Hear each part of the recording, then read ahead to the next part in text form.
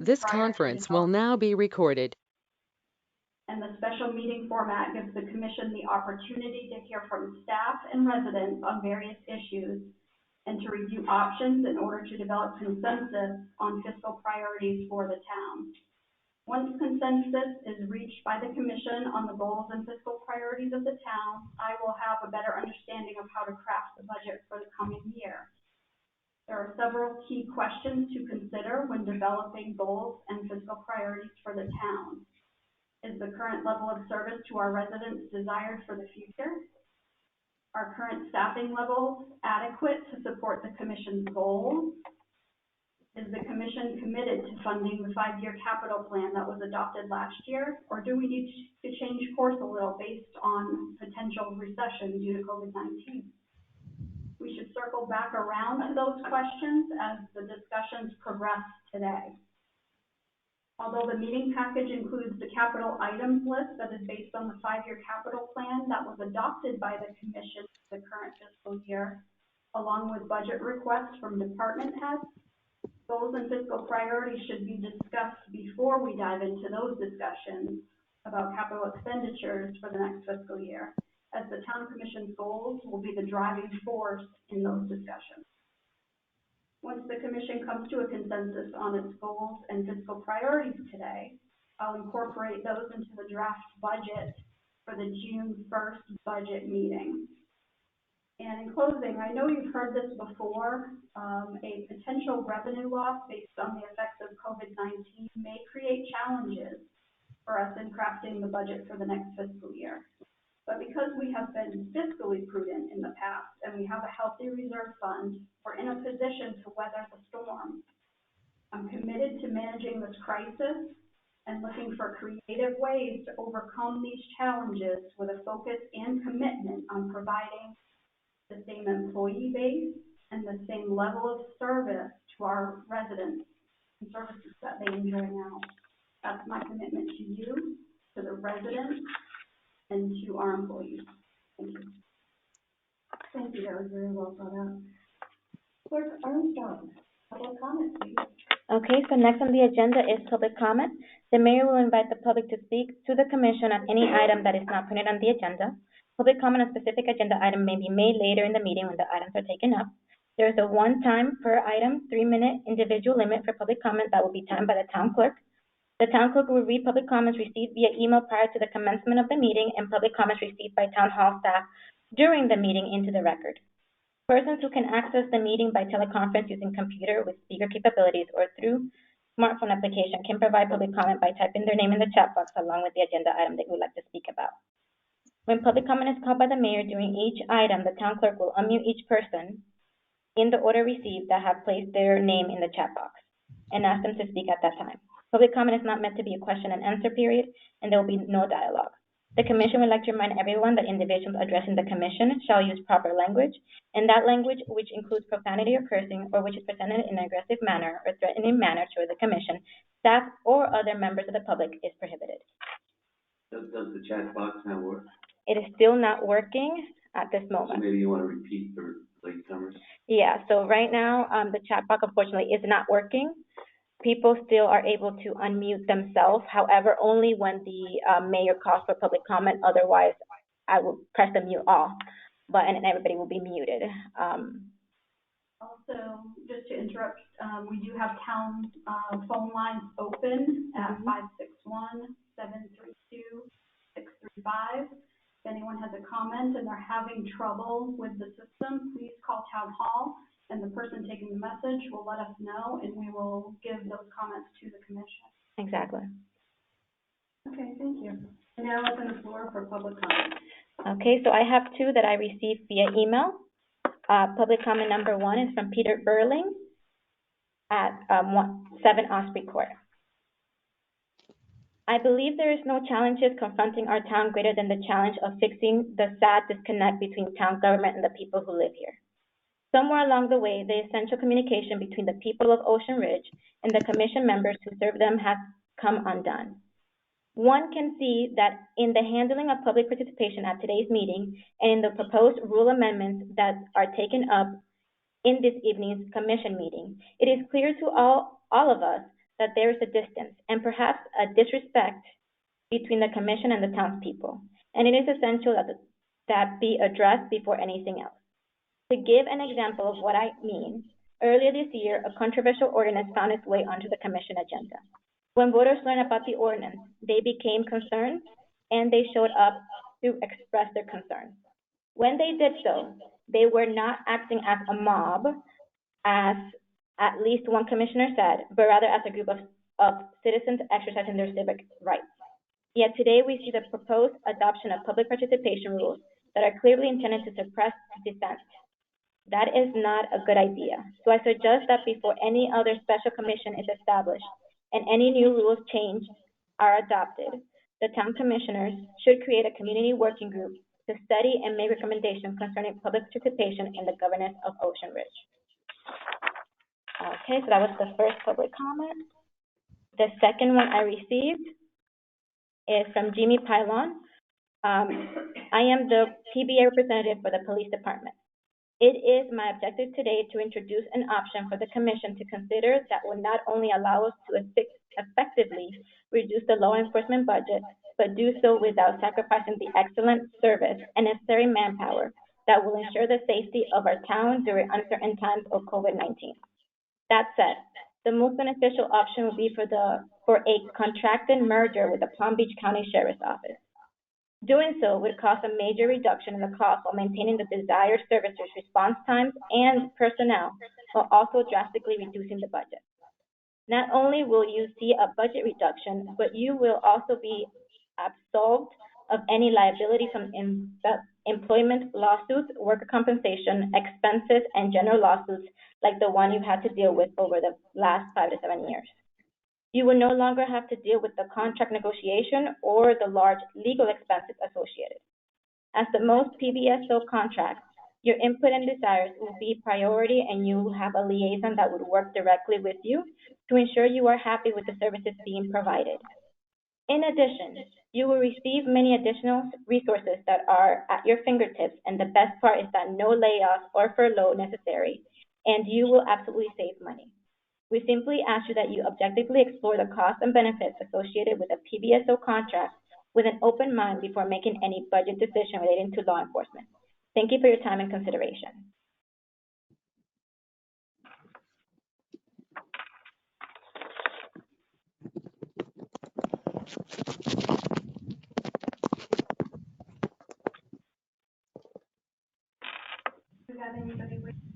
Is anybody waiting to be part of public comment?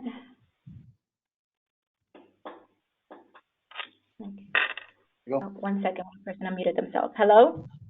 Hello, my name is Matt Deidro. I'm a representative for the county PBA, which is a Peace Benevolent Association. I sent a correspondence to your council introducing myself over the last couple of days. Jimmy Pylon, who is your representative, has come forward and asked for my assistance because of some of the information we learned with some of the meetings going on. I understand this is a budgetary meeting, so I'd just like to offer my ability to answer questions and if there's any concerns on any mergers. I myself was a merger person. I was a City of Green Acres law enforcement officer, and I came over and merged with the sheriff's office.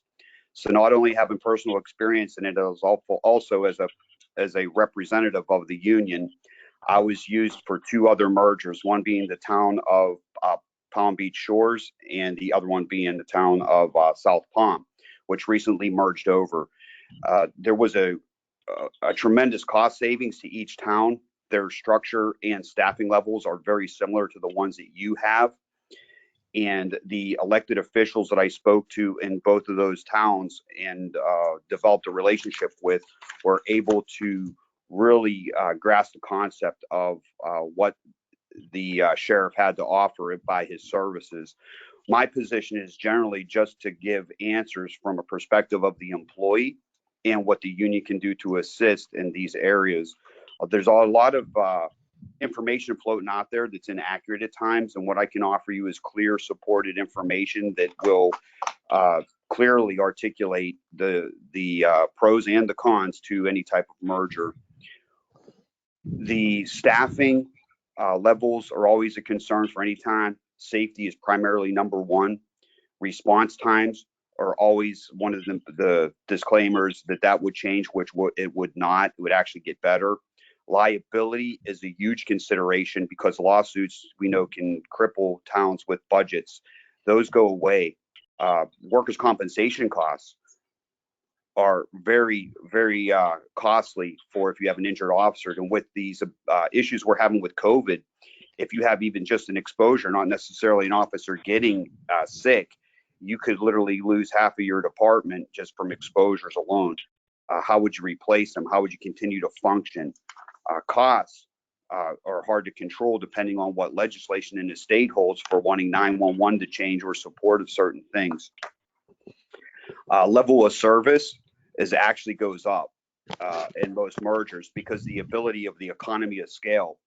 Instead of just pulling from a law enforcement agency of 18 officers, you're pulling from a large pool of over 1,600 road patrol sworn officers that can come and fill those empty spots if it's workers' compensation issues or overtime and things of that nature.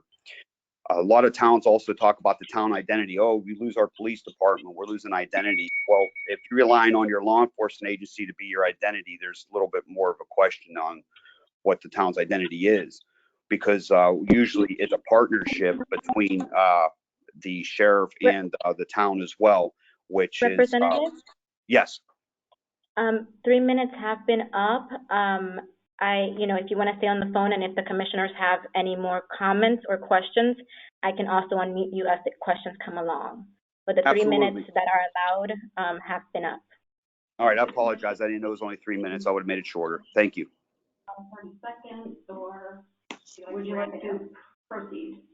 Would you like to take a minute to wrap up your comments and then go forward, please? Oh, that's very kind of you. Thank you. I appreciate the time that you've given to me to speak.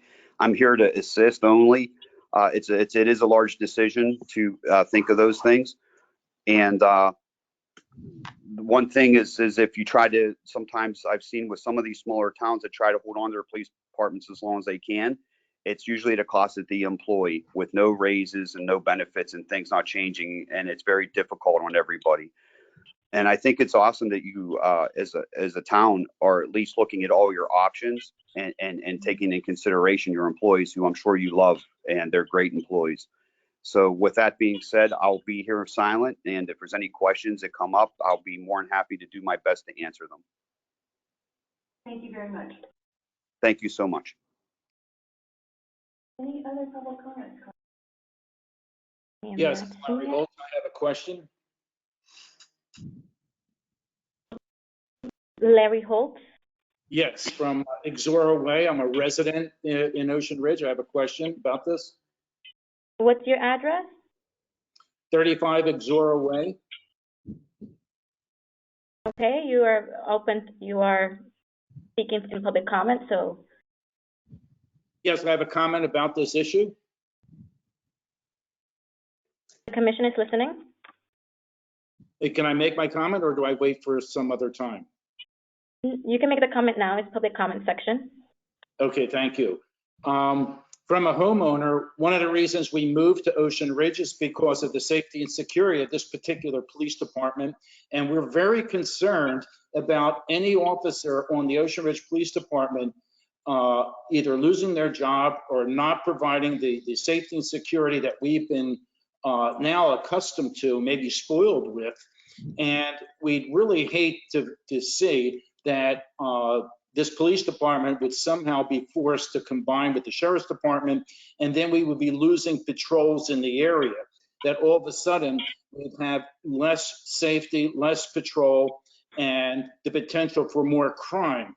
And my question is whether or not a change like that requires some sort of change in an ordinance or a regulation that would require residents to at least have a referendum or vote on this? Or is this something that the residents have no say in if you just decide to eliminate parts of our police department or combine it with another agency? So my question is this allowed without resident vote? Thank you for your comments, Mr. Holt. We have an attorney here that could probably address this very quickly. And then we will move on. Matt, could you help us with this? Okay, is there an attorney that could answer that question? Yes, this is Matt Ransell, labor and employment attorney for the town.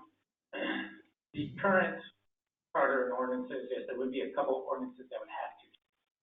But this action could be done with commission vote without public vote. There would be an ordinance repealed or rescinded.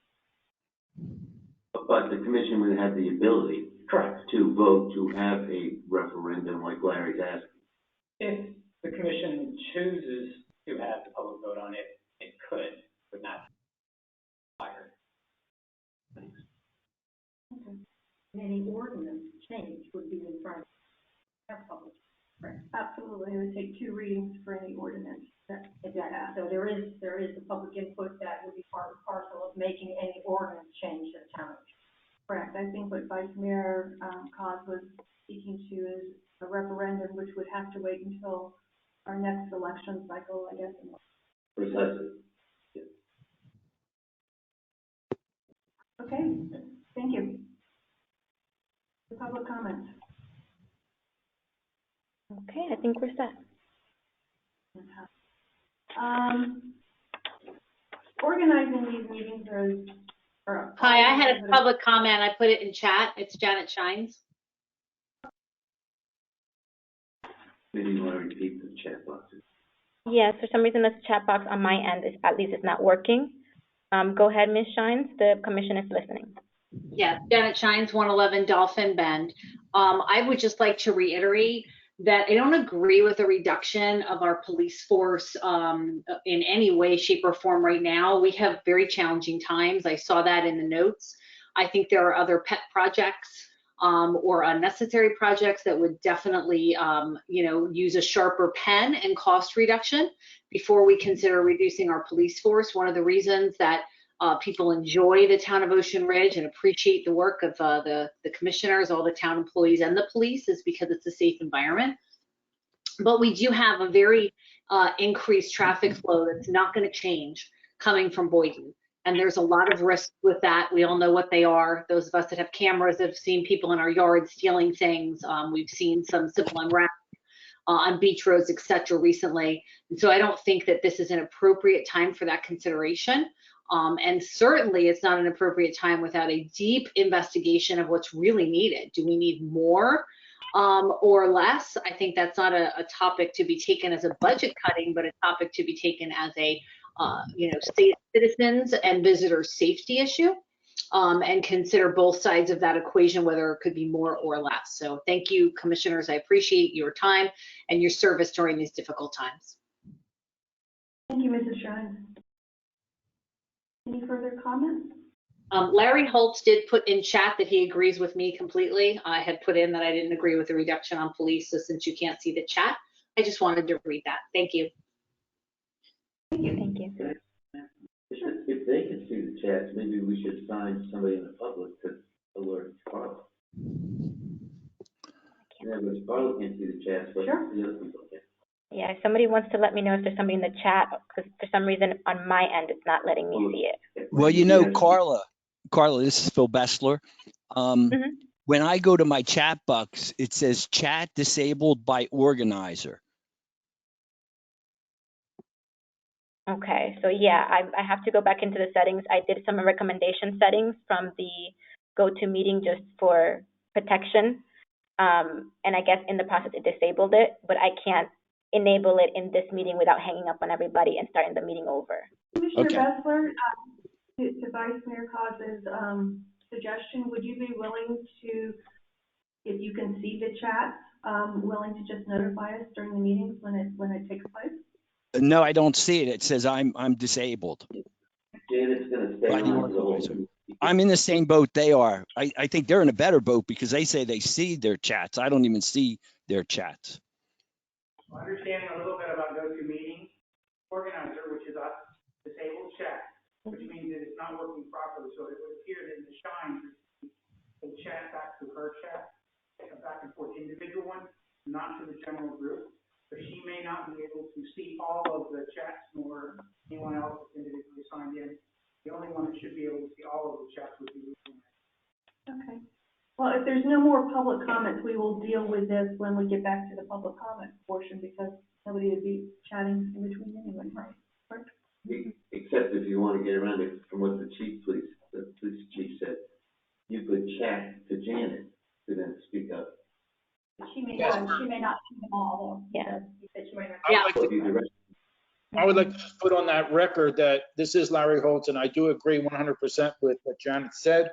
And in case this is not, the chat is not becoming a part of the official record, I'd like that placed on the record, that I think her comments regarding the inappropriateness to decrease or do anything to our police department at this time with what we're going through is the correct comment to make, that this police department should stay intact and perhaps even be increased. And there's other places to cut a budget if you needed to, but certainly safety and security of our residents is not a place that you want to start cutting a budget.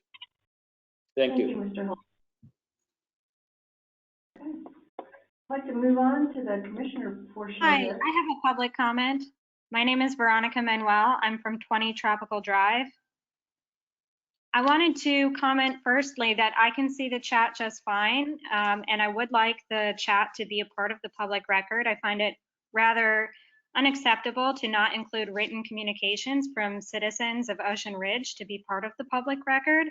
And I also want to concur with Larry Holtz and Janet Shines on their points of view on not merging the police forces to reduce expenditures for Ocean Ridge Police. I'm very happy with my experiences with Ocean Ridge Police, and I wish that they will remain intact from here on forward.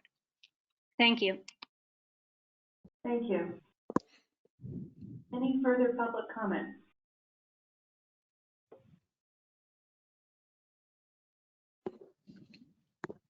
Hearing none, we will now open it up to commission. I thought a lot about what would be the best way to go forward so this doesn't turn into a 6-hour meeting. And in reading all the comments, first and foremost, I'd like to say thank you to all the commissioners who took the time to do them.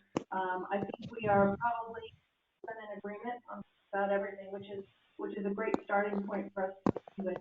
My goal by the end of this is that we will have established a few overarching goals that could then be given back to Tracy as she starts to build our budget.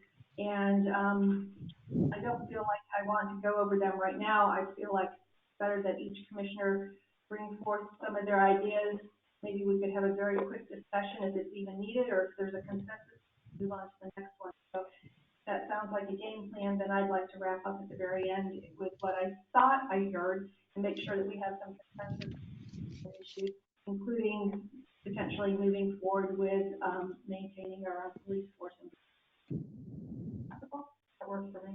Fantastic. Okay, Vice Mayor Cos. I think probably the best way is to just go. Sure. These are the ones I think we have consensus on. Drainage in town. We have consensus from the commission, okay? Exploring the septic to sewer funding, keeping in mind the potential loss of revenues due to COVID. Yeah. I think we're gonna have to take a look when we find out really what our shortfall is, and then maybe the funds that we had set aside as a reserve, maybe we don't do that just for this year, or do that. I prefer to make that decision when we have some numbers. Are you saying we continue to explore? Right. That's not any definitive. We keep an eye on any excess money, and we know the sales tax probably isn't going to be as great this year. We have that. We already have it written that the sales tax money was going into septic to sewer. We did that last year. Half that one. Yeah, the half cent, additional. So all I'm suggesting is that we make that, if we do have reserves, if we do have extra money, we say to ourselves, well, that's our number one priority. Because at some point, we're gonna get really slammed by multi-millions. Agreed. I agree. Thank you for the clarification. Okay, population pressures on our beaches. I don't know if you want to get into actually technically dealing with population pressures on our beaches.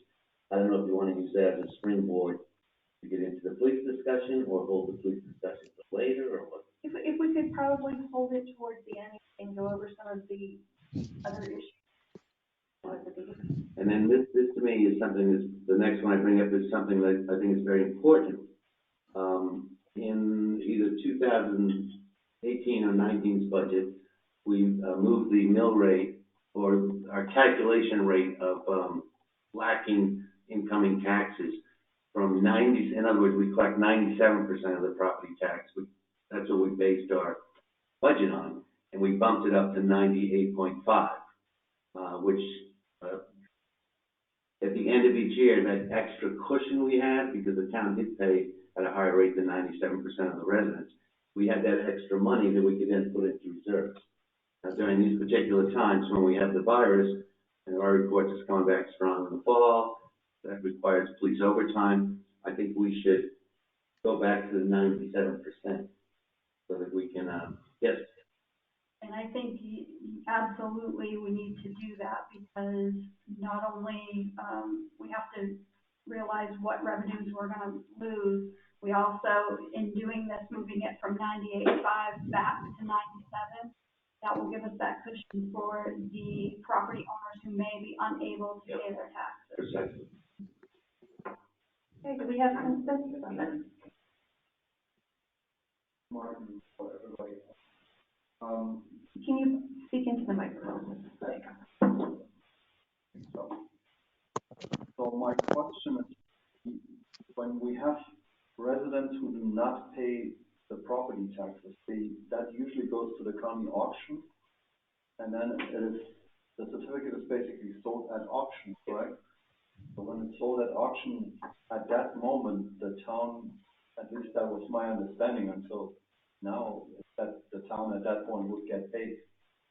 And the county holds the certificate, correct? Or am I misunderstanding? Is it a true dollar? There's two things. One is it a true dollar to dollar, and number two is the timing of it. Right. So you're probably on a 2-year lag from the budget that you're looking at today. So we're not seeing that money until the certificate is actually paid or the property is sold at auction. And depending on how many liens are already on the property, usually when a situation comes to that part, there may not be not get all our money. Thanks for the clarification. Well, excuse me, this is Phil Bessler. I think the way it works, because I know it works like this in New Jersey, is the town gets paid right away. Basically what happens is there's an auction goes on. Well, I shouldn't say an auction, but there's an offer goes on. And what an investor will say, I'll buy that tax lien for 10%, I'll buy it for 8%. And then what the government does is they accept usually the lowest offer at the 8%. That investor then pays that money, the town gets that money, and then that investor gets paid off plus 8% interest when the property is sold. And they go like tax liens, I think, are number one. I don't know if there's anything above it, but they're pretty close to the top.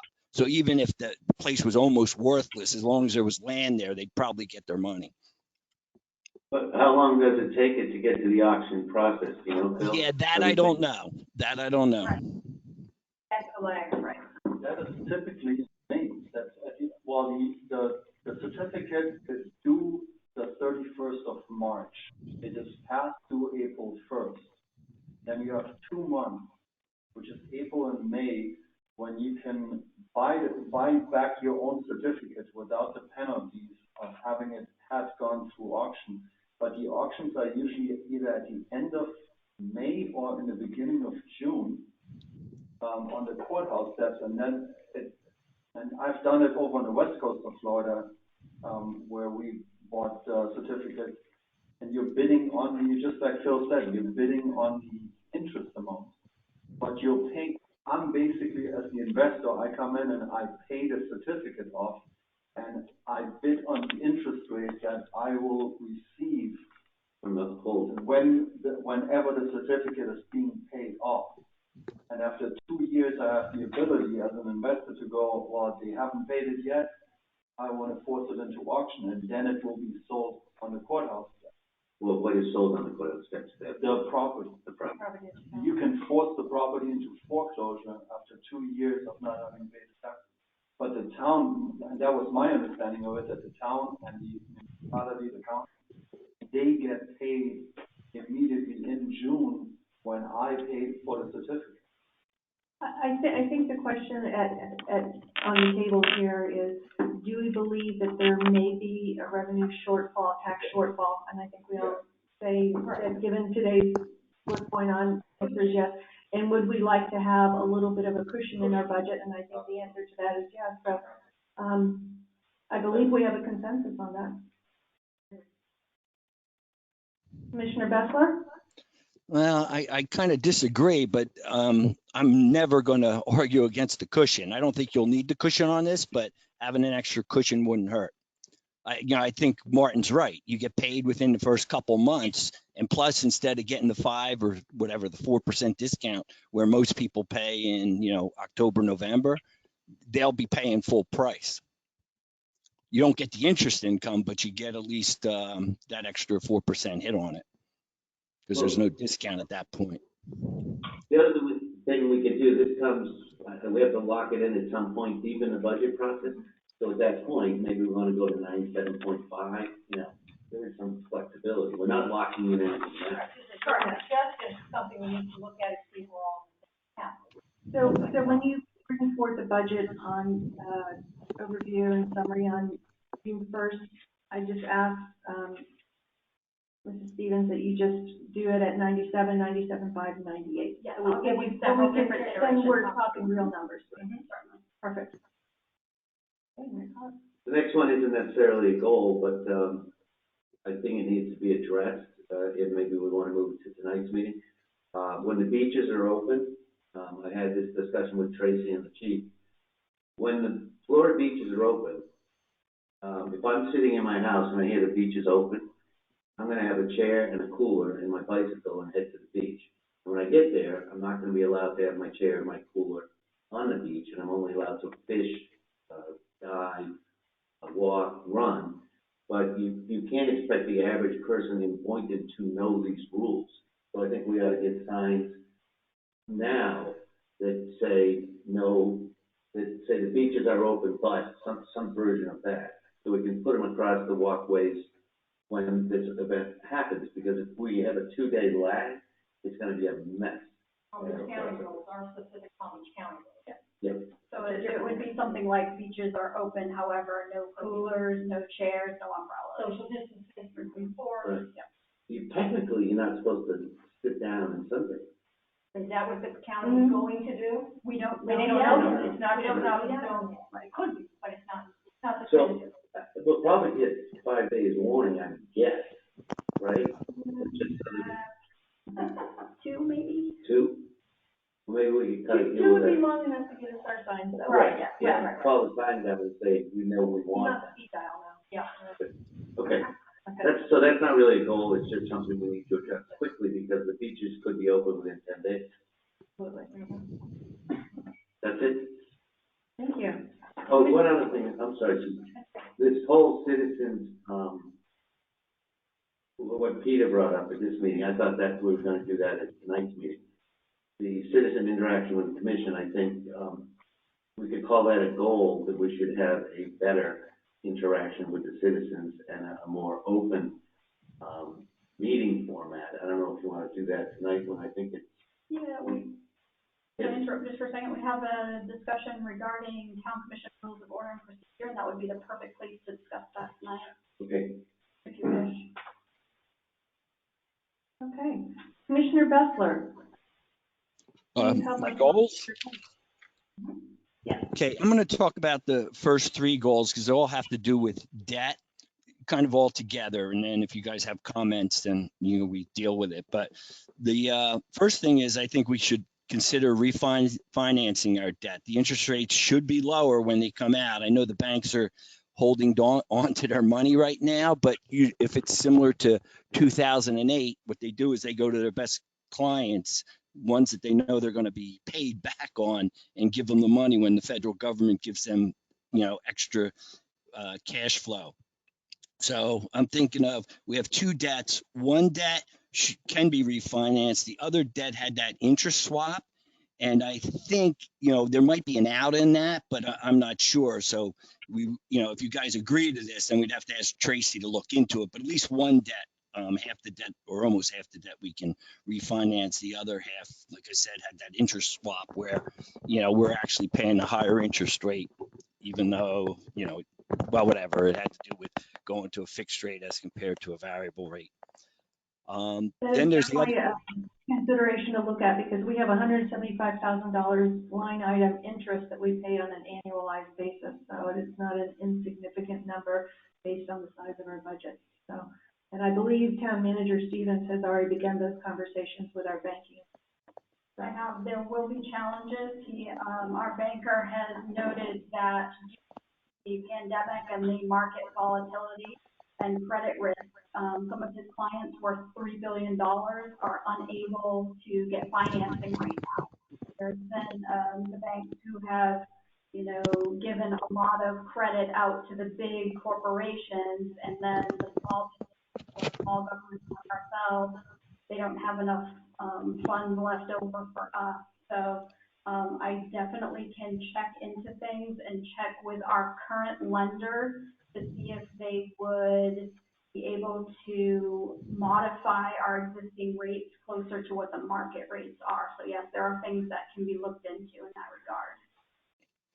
Okay, and the other thing with the interest or the debt was, one of my ideas is, or goals is, maybe what we should do is borrow as much money as we can, intelligently, not just waste it, and start taking care of anything that would be a capital project ahead of time. For example, we have this 5-year capital project.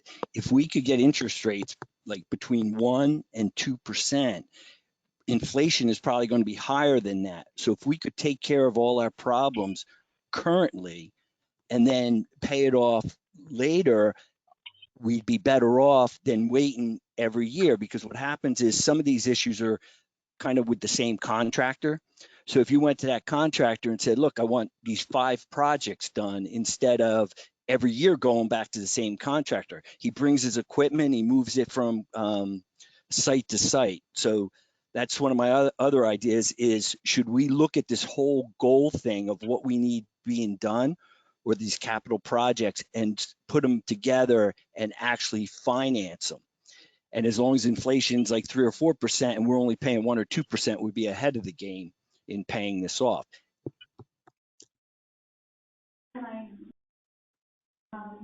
So again, on this idea, Phil, I had talked to our banker, and where he said typically that's a no-brainer to go ahead and do something like that while the rates are low. Their bank is currently on a bank-wide freeze for lending due to the pandemic. Right. So, okay, yeah, I'm not saying, these are done deals or these have to be done, but what I'm saying is we should be calling these banks, not constantly, but maybe once a week, because eventually the federal government's going to put money into these banks for infrastructure work. So this is going to be freed up sometime. Even maybe there might even be grants to do this stuff because of COVID-19, where the cities and the towns have lost some, revenue, and throw it in through this. So, but okay, I understand what you're saying. To now they're saying they're not giving anybody money. So, my fourth issue is just push for a no wake zone for basically all of Ocean Ridge. We pretty much have a narrow waterway, the ICW. And when these big boats go by, they're hitting all our seawalls and doing damage over time. Delray, Briny Breezes, and I think Gulfstream are all asking for that too. So we'd be just lined up. If we couldn't get all of Ocean Ridge, we should at least get the south part, all of South Ocean Ridge, all the way to marker number 51, which is where the entranceway to Sable Island, because after you go north of that entranceway, it does open up, and the waves aren't affecting that area. And then you got Boynton Beach, and then you got the inlet. Boynton Beach is park, or the county park. So I think your timing is stellar on this one, Commissioner Bessler. Briny just passed a resolution sending it off to the Fish and Wildlife Department asking for this, and their requisition and resolution was to ask for a no wake from Woolbright Bridge all the way south to Briney. So that does cover Colonial Ridge and, Crown Colony? No, Crown Colony and. Crown Colony and the Ocean Ridge Yacht Club. And, I had spoken with Mr. Kern, a week or two ago, and they got their final bid for their seawall repair, and it's over $500,000. It's huge. Yeah. This is an issue that's not gonna go away, and it's probably just gonna intensify. So this is an excellent opportunity, I think, for us to reach out to other municipalities and work together in unison to try to see if we can effectuate some change. So if we have a consensus on that from the commission, we can start doing that now. This is not something we'll wait for. It's something that we'll back on Delray and Briney for.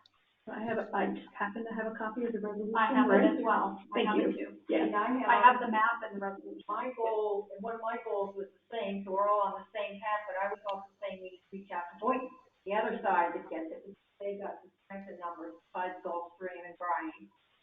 They do, and they also have mangrove, which is a stronger part of a protection that could be So used. let's get all of us. Okay, do we have consensus? I'm fine with it. You might want to check history 3 years ago. We went down this path. And there's formulas that the Army Corps of Engineers uses, and that might be an obstacle, but they'll tell you.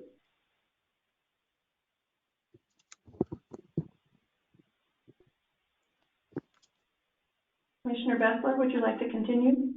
Yes, okay. The number 5 I have in my book, to develop one police officer within the department to be fluent in code enforcement.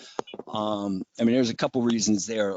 We got that mean high watermark that seems always to be a problem, and causes issues with the people on the beach.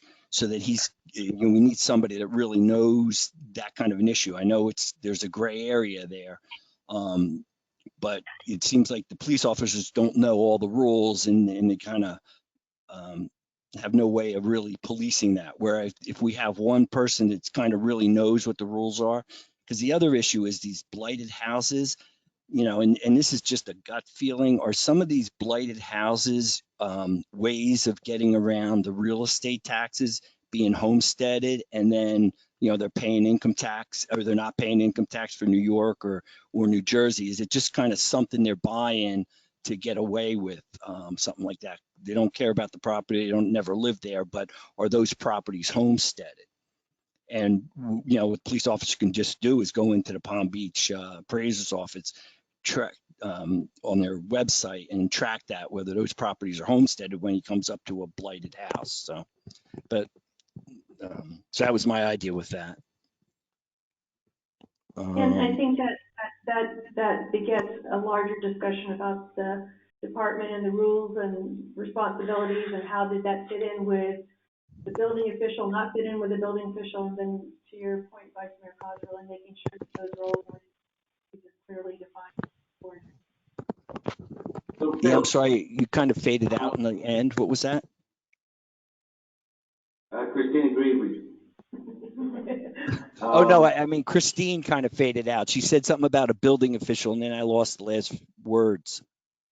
I was just saying that now at this transitionary period, while we're going to hire a new building official, it's a good time to review the roles and responsibilities when it comes to any of the code enforcement, when it comes to homestead verifications, lighthouses, all kinds of stuff. Just make sure that everybody's very clearly got their own roles and responsibilities going forward. Right, that's a good point.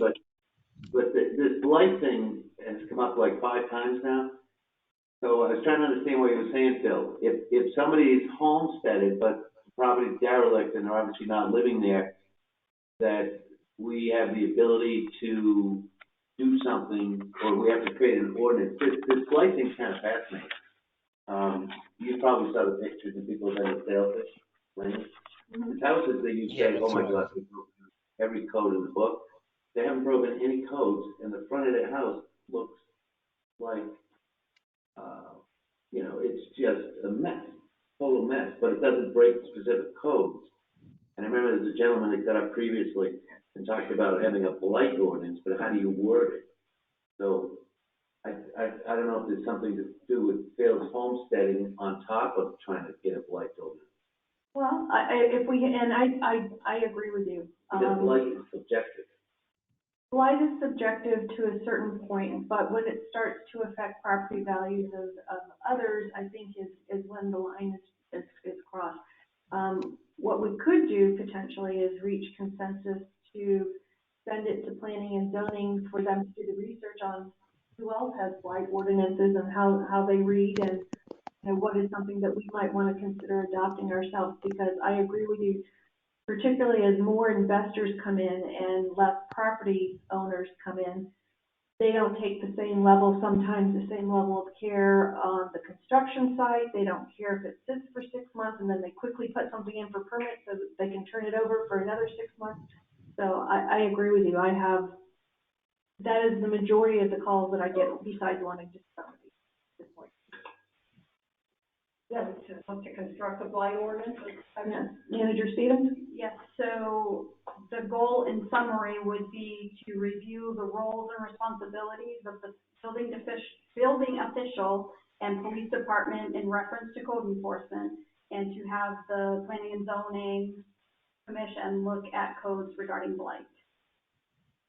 It sounds reasonable, but it can't be subjective, that's the problem. But look at other people. But that's the overall goal. Like maybe it's as simple on sailfish, it might be as simple as you cannot have a gravel front yard.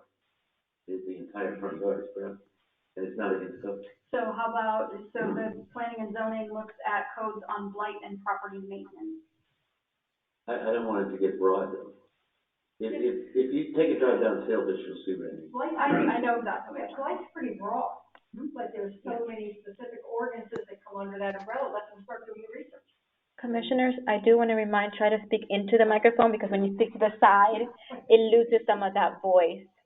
Okay, I said blight is really a big umbrella, so push the umbrella of blight at P and Z, then they can look at other ordinances, community codes and what have you, and you see possibly might work for us, don't work for us, but they can do homework.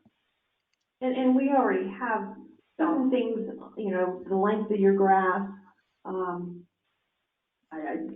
Chief could probably speak to this. I mean, there's quite a few things, but I agree with you that we need to be very careful about subjectivity, but we also need to be very careful about how we proceed, given the sensitivity about people wanting personal property rights and not being told. Correct. Which is why you can't be subjective.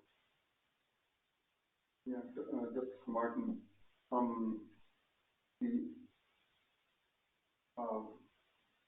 Sailfish Lane, those are very, very small properties.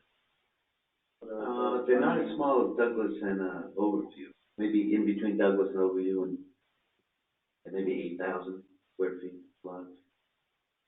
I mean, on the homestead issue, typically, to Phil's comment there, on the homestead issue, typically, if you find that a resident is not living at a homesteaded property, you can report that, I believe through the Palm Beach County website. You can report homestead violation, and they will go and investigate it and basically cite the owner and take the homestead away. If that is the case, if somebody's doing that, that would be the easier way on to do it than for a blight ordinance. But the blight is subjective, fortunately. That's going to be a very hard one to try to find out, what one considers the beautiful gravel front yard. Somebody else's. I take pictures. Yeah. Okay, but I think it's worth exploring for sure. I agree. Okay, Commissioner Bessler, number 7. Okay, yeah, 6 is to revise the budget presentation. What we're doing right now is when we look at the budget, we have the budget spread over 12 months, 1/12 every month. And as you know, we get most of our tax revenue in the first half of the year and then hardly get anything in the second half of the year. So it's hard to really compare every month how we're doing unless you sit there and make all these different calculations, because not even the expenses go by, divide them. I mean, the expenses do get divided by 12, but that doesn't even work that way. For example, we only pay the garbage twice a year. So half is in one month and half is in another month. So they're under budget until they have to pay the big amount. Then they're over budget again. Then they work their way under budget. So what I'm suggesting is when we spread out the revenue and the expenses, we spread it out based on how we expect it to be spent, so that monthly, when we're looking at this, we can kind of judge where we are without doing a lot of calculations.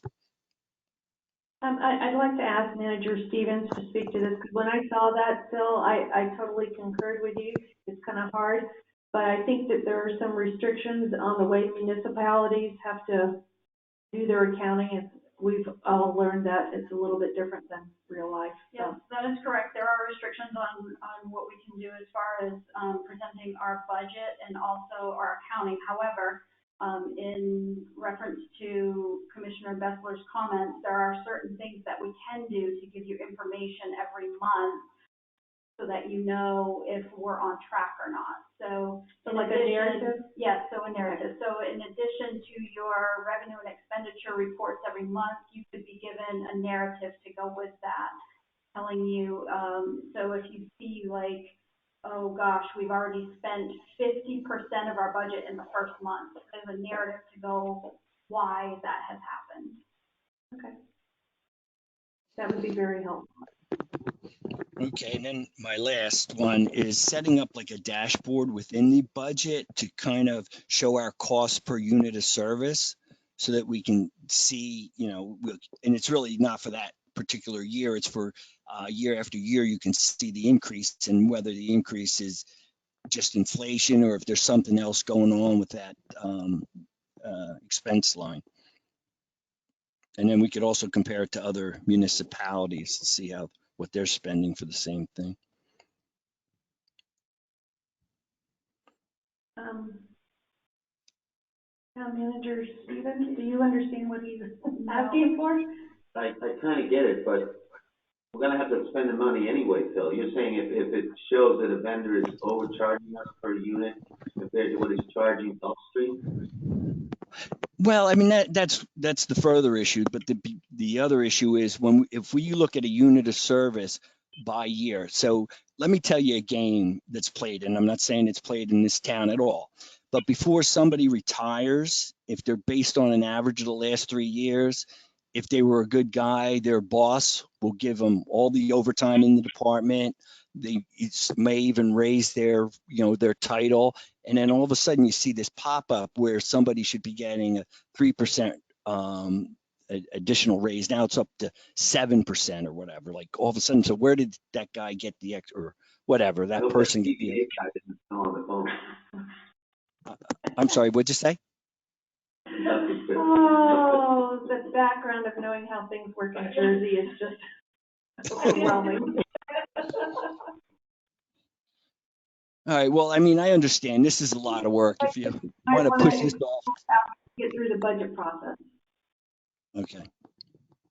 Let's first get through the budget and see how we're doing, and then I think during the budget process I think there's going to be a lot of sharpening of the pencil, and looking at all of our outside vendors and contractors to see are we getting is it some of the stuff we could do in-house, and or are we getting the best deal out there?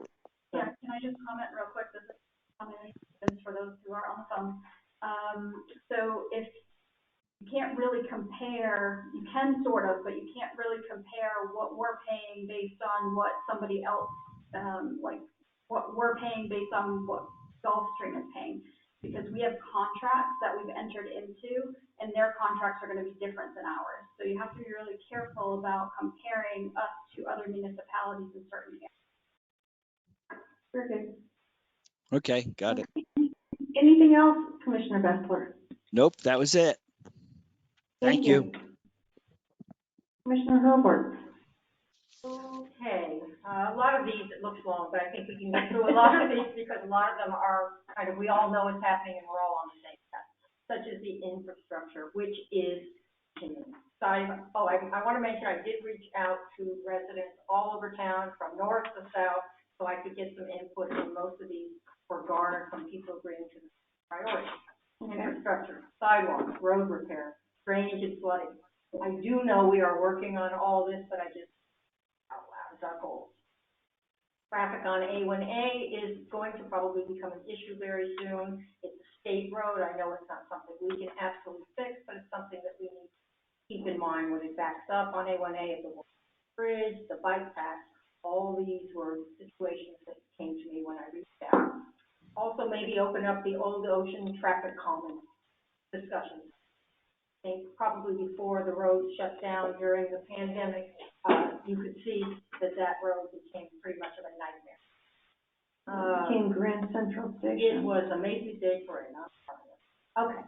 Signage. Okay, so I know that we are due to be changing, repairing, and instituting new signage throughout town, so I'm just saying it out loud. Direction and info regarding the public beach access, which probably needs some work coming over the bridge and what have you, because the pressures on the beach, Steve said, is only going to get stronger, so maybe be a little proactive. And then I'm sure we do have mapped out a plan for new and replacing signs around town. Could you give me a little explanation on the Change Tropical on DEP site? On Tropical Drive, there is on the DEP site, correct me if I'm wrong, but it mistakenly says it's a public beach access, which it is not. I have our town attorney looking into it. And they're already working on it. Perfect. I would just be careful on that. You want to make sure that unintended consequences is with the DEP, then goes to the other state agencies. Just to be careful. Hopefully Brian's doing this with context, not in a flourish, should I say. Correct. Yeah.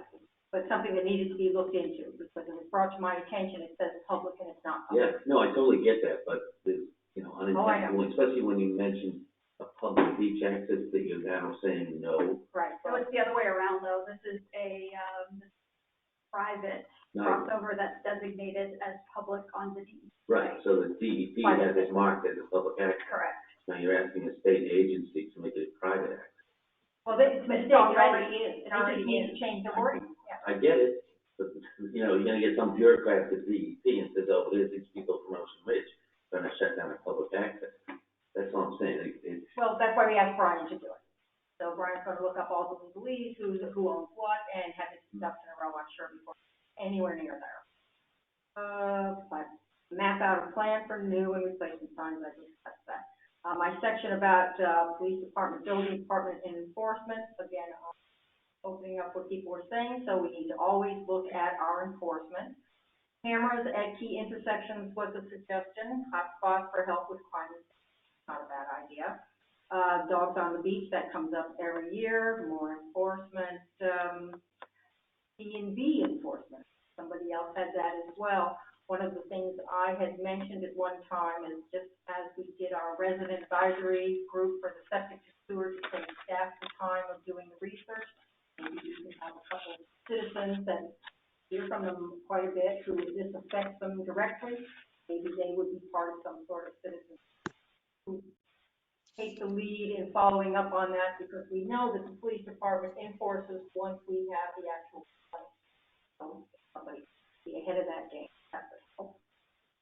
We're working on the unity of title issues. Technology. Upgrade audio capabilities of town meetings. Obvious. Let's see. Looking for, I heard from somebody about temperature guns, but the city's already on that. We do check temperatures in and out of any of the enter points here at the town hall, at the police department. So we're pretty there, but temperature guns are not a bad thing for where we stand. And you're talking about in light of the pandemic. I just want to absolutely reiterate that for the public that's listening in. That's, exactly. I said in light of where we're standing these days in the situation we're going, and as we're slowly, cross our fingers, working our way out of it, but we're not there yet. The environment, sea level rise, we're working on that as it is, because we're part of the big thing. All the different counties together, I'd like to maybe be taking a look more proactively at some of the suggestions coming out of that, commission, see if there's anything that we can start utilizing. Seawall changes, we have to keep up with that because with the temperature rise, every time there's new buildings, seawall goes up, and as you know, Delray has problems because when they expect the seawall to be higher and their neighbors don't, that's like an automatic. No answers, just things to look.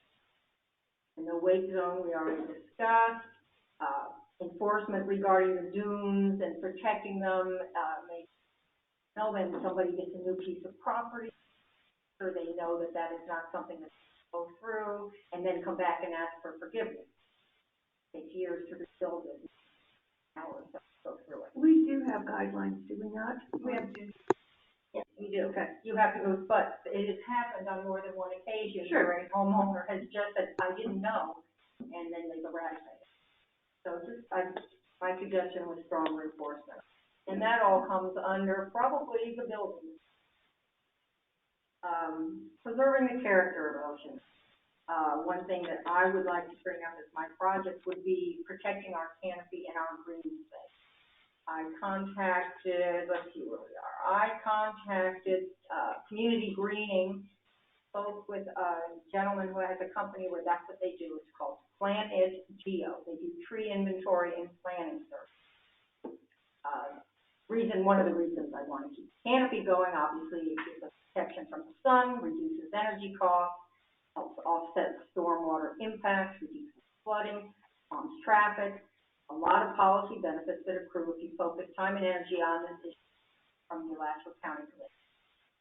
Michigan State University works with a group called the Alternate National Park Service, coalition of 2 million members from the Park Service, EPA, U.S. Fish and Wildlife, Bureau of Land Management, U.S. Department of Agriculture. And their quote on the signs that they utilize throughout the country is that a tree is worth $193,000. And it'll generate $31,000 worth of oxygen, $62,000 worth of air pollution control, soil erosion, soil fertility to the tune of $31,000, recycle $37,000 worth of water, and provide a home for fauna worth another. So I think it's an important thing. We have a beautiful canopy in Ocean, and most of it is private property. We don't have a huge amount on public property, but what we can do to try and protect it. At the time you supposedly have a nice tree in your front yard, it's supposed to average $8,000 in real estate. So I have this, kind of the world, but nonetheless, I thought it was a reasonable one. I have a planning service for the project description that would set up a tree fodder application and map out the public and the private trees that they can get to. Give us a canopy map of what we already have in town. And they can assign through this plotting ability estimated measurements when populating the data field. From there, we can locate each tree, address the information, and get species name, diameter, overall health, observations, wire utility complex, site type, clearance, and photos. And that would cost our town $5,000.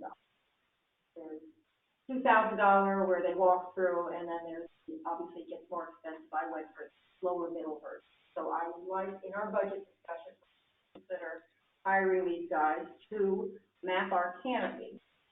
Because I think it was last year I mentioned that we have a historic tree ordinance, but we have no list of it. So therefore, how do we protect them if we don't know where they are? So this would kind of cover that plus some. That's my big project there. Stronger blight, we talked about that. Building timelines, streamlined enforcement, a lot of that has to do with our building. Closing loopholes and codes ahead of the problem. Consider streetscapes when you're planning out your new home, and asking P&Z to constantly use codes to stay updated with ever-changing.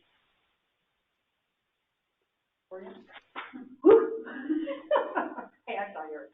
Yeah. I don't know, are you looking for consensus on any of this? Well, yeah, probably the one that's the 5,000, I would be wondering if everybody would consider talking about that and adding it to our budget. So I probably a consensus would let us know whether or not we want to take time.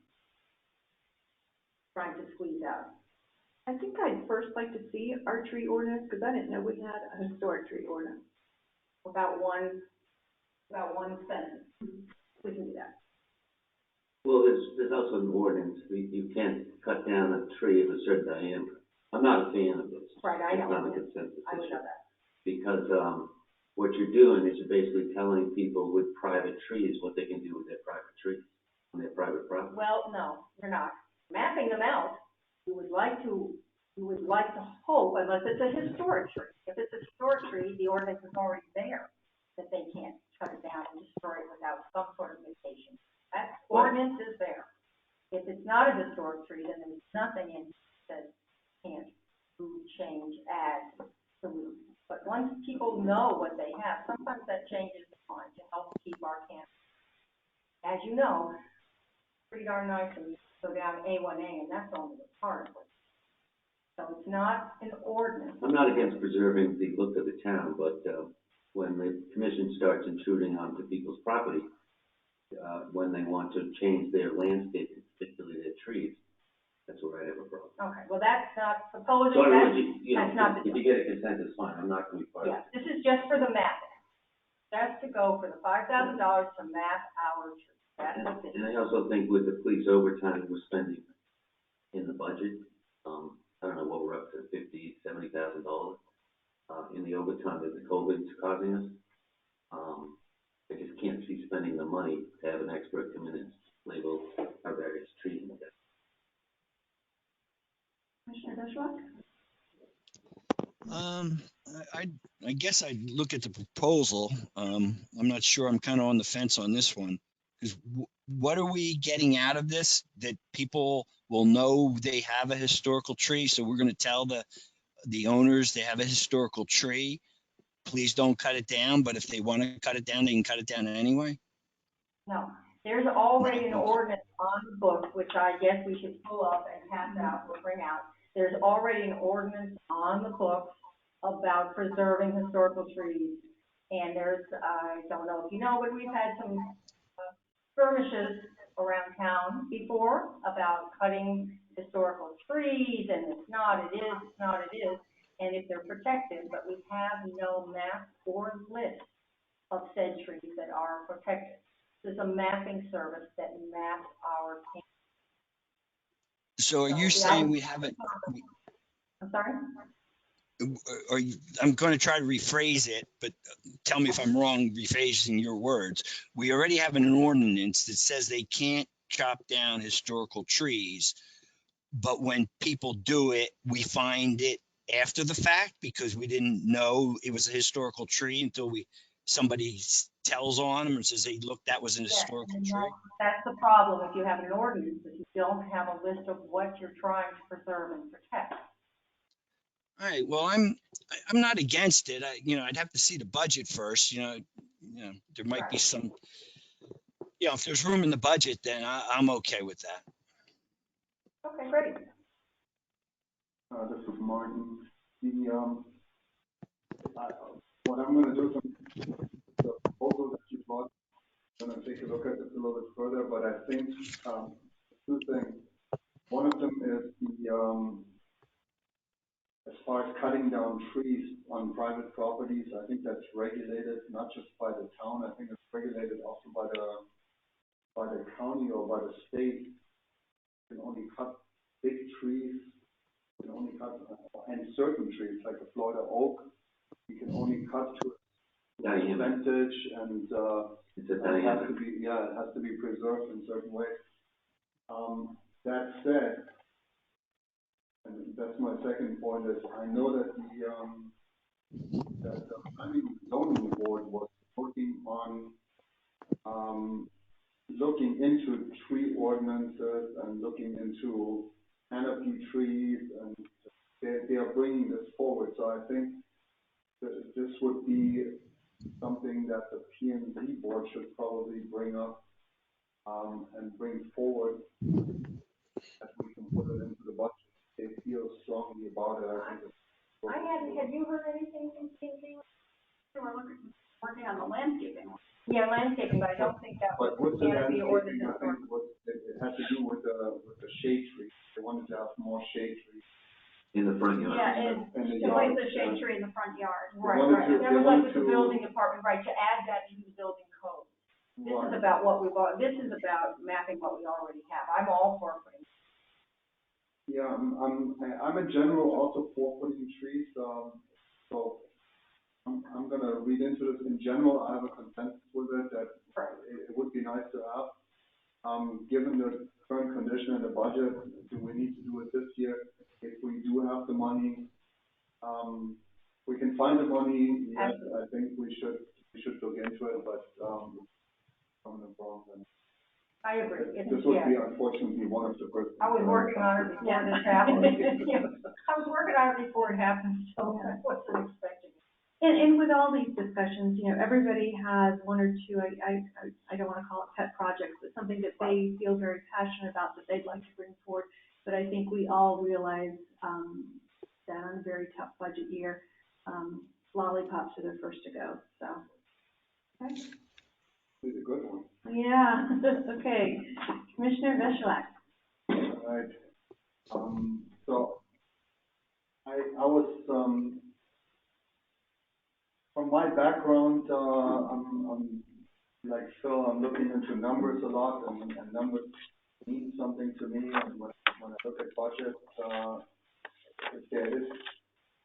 if I feel that there is something that should be looked into, usually the big budget items that we should really pay attention to. And our biggest budget item is the police department.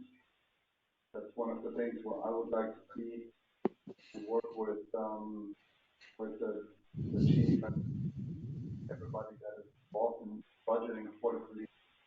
A little bit closer and see what we can do to bring this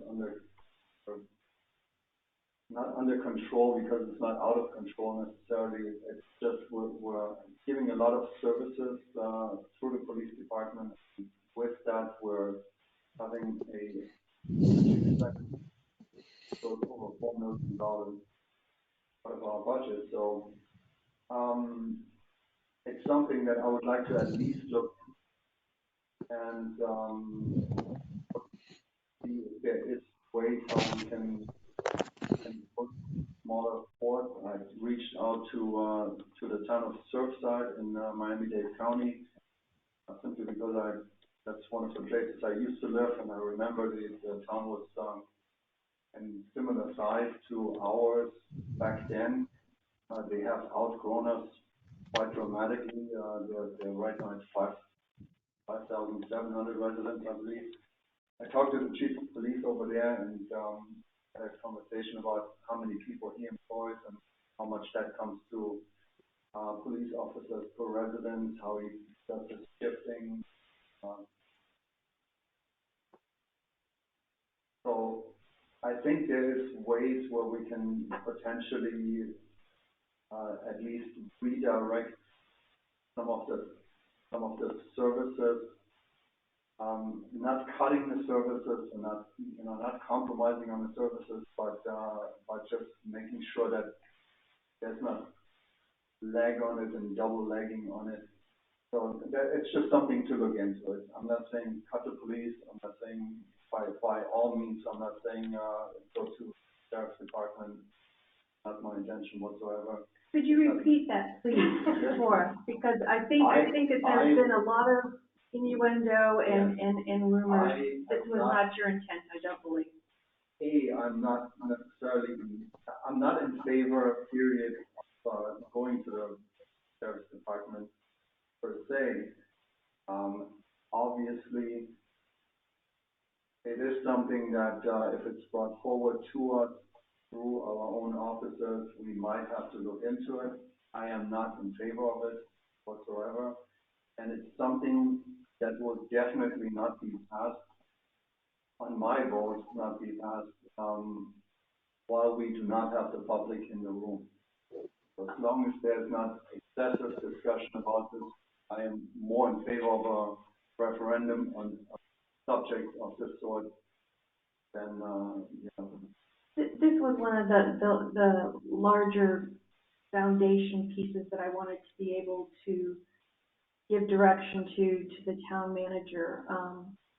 And I think maybe the way that I would phrase it is that our intent right now is to review all roles and responsibility of all staff members, making sure that they are working as efficiently and seeing if there's overlap or not overlap. And that includes obviously all of our employees, but I would like to see if there is consensus that we are in agreement that is our goal, first and foremost, to maintain our police and our dispatch and not entertain the sheriff's department. Yeah, to that point, a resident came up to me and said something I thought was extremely wise. He said, if Ocean Ridge decides to not have its own police department, why bother having a town? That at that point just join Boynton, which on the face of it you think is kind of glib, but then when you think about it, the main function of this town is to have a strong police force so that the families and the residents feel a sense of safety. And we also have a community police force, different than the sheriff's. The sheriff will tell us there'll be a community police force, but you're gonna have different officers coming through. The other thing is, if you make such a dramatic decision, what happens if you don't like it? Like the first contract comes in, and let's say we're saving some money, and then 3 years from now the contract's up. At that point, we can't recreate our police department. It'll cost us millions and millions of dollars. Very, very expensive.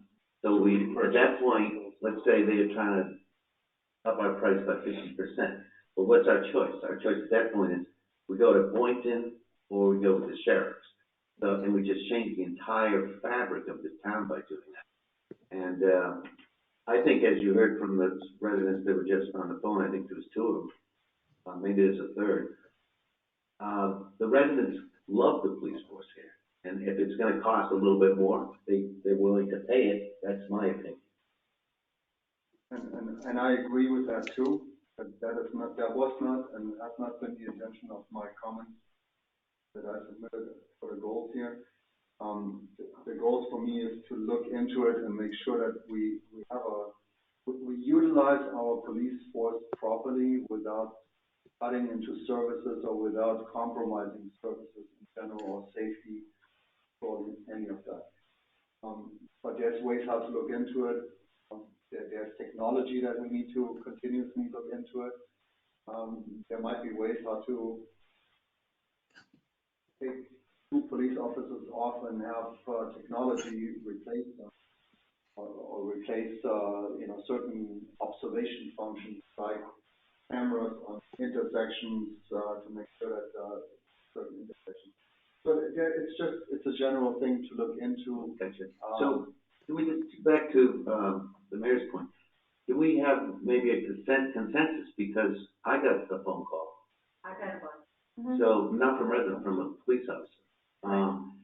And inadvertently, your memo sparked this whole sheriff's department coming in and taking over. Which then dominoes to the Ocean Ridge Police Force going, I might wake up tomorrow and not have a job. I better embrace the sheriff coming in here because maybe I can catch on with the sheriff's department. So if we could at least send a very strong message to our police force that we're not entertaining that. We're not entertaining cutting any officers at this point. We'd like the police force the way it is. We like the services providing us. And it would have to take something very, very drastic for us to lessen our police force numbers. Absolutely. At this point, what would be the best way to send the message the strongest? Would we take a motion off the floor? Do we need a consensus? Do a motion in a second. Vice Mayor Cos, would you like to give me a motion? Okay, I make a motion that we tell the police department that we are not considering the sheriff's office coming in here and replacing them. And at this time, we're not considering reducing the numbers of our police officers and dispatches. And it would take a very, very dramatic event for us to entertain reducing the numbers of our police force. I'll second that. Okay, all those in favor? Aye. Aye. Aye. Opposed? I'm gonna oppose it simply on that reducing our own police force, I would like to keep the option open to look into, if not reducing it, to at least not adding to it and not replacing. If we have police officers that go out on retirement, that we keep the option open to replace it. That would be the only thing. Sheriff's Department, as far as I'm concerned, that is, yes, that is off the table. But my opposition would be on the reduction. I would like to keep the option open. I'm not saying that it's something that should be done.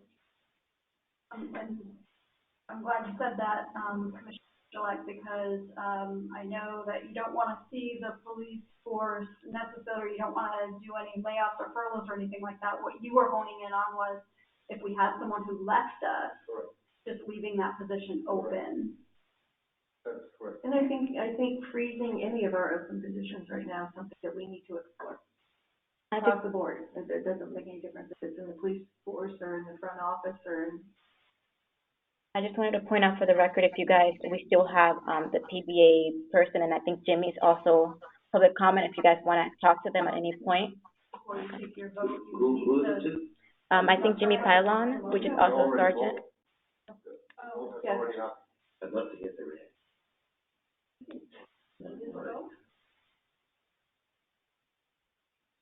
Before we finalize the vote. Hello? Before we finalize the vote, I'm going to open it up for abbreviated public comment. Okay. Hello, this is Wayne Cook, 28 Tropical Drive. And can you hear me okay? Yes. Yes. Okay, thank you. I was just wondering, what would the savings be? And could some of the commissioners talk to other townships that have done this successfully, or maybe they've had a bad experience, maybe they've had a good experience, but why not find out how it's worked for other municipalities in the area and what the savings would be, and then make a decision saying, you know, it's off the table. That's my comment. Thank you, Mr. Cook. Any other additional comments? Yeah. Would I be able to make a comment? Yes, the commission is listening. I believe that the very logical approach is being made on this subject. I'm happy to answer some of the questions I just heard, if allowed. Can you There state is- this for the record who you are? And This is again the PBA representative for the county union for the PBA, Matt DeJoy, and I'm talking in reference to the options that I heard. The concerns were officers and staffing if there was some type of merger. Generally, every single merger, they keep the exact same officers in the town for a minimum of 2 years because it's contractual. A lot of citizens called in saying they want to keep their same police department and they love the level of service. Generally speaking, that every merger that I have seen, that the exact same officers are patrolling and the same command staff is generally still in place. They just have new titles or different levels. In almost every situation, the officers that merge over as deputies get a slight pay increase and have different and better benefits just because of the economy of scale, because of the purchasing power of a larger agency to be able to afford such. The level of service, it remains the same or better because of the economy of scale, being able to pull from a larger pool of officers. And the direct contact of level of service to the citizens is held at a high regard because the elected officials as well as citizens have the ability to reach out to the same staff that's in place and get issues taken care of. my understanding, your current staffing is 2 officers and a sergeant on duty, which may remain even at the same staffing.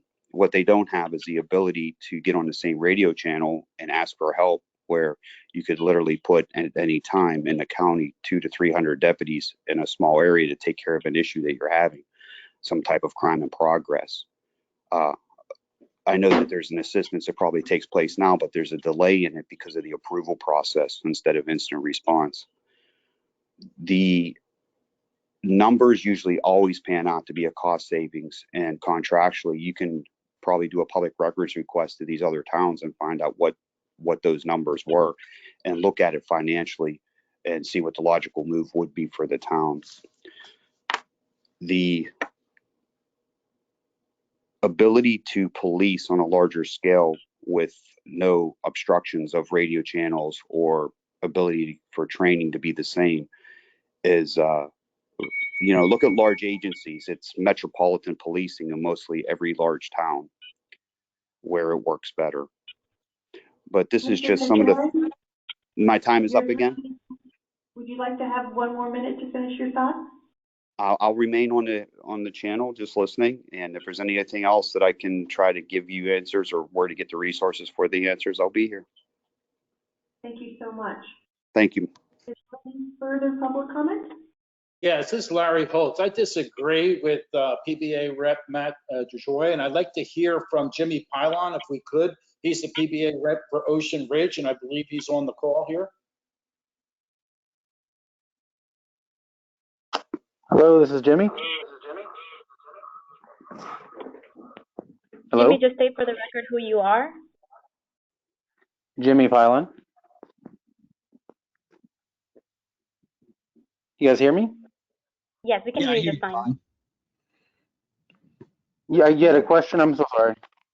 This signal's breaking up on me. One of the residents just asked if you had any input. So yes, we reached out. I'm sorry. Yeah, we reached out because we saw the agenda, which obviously concerned us all.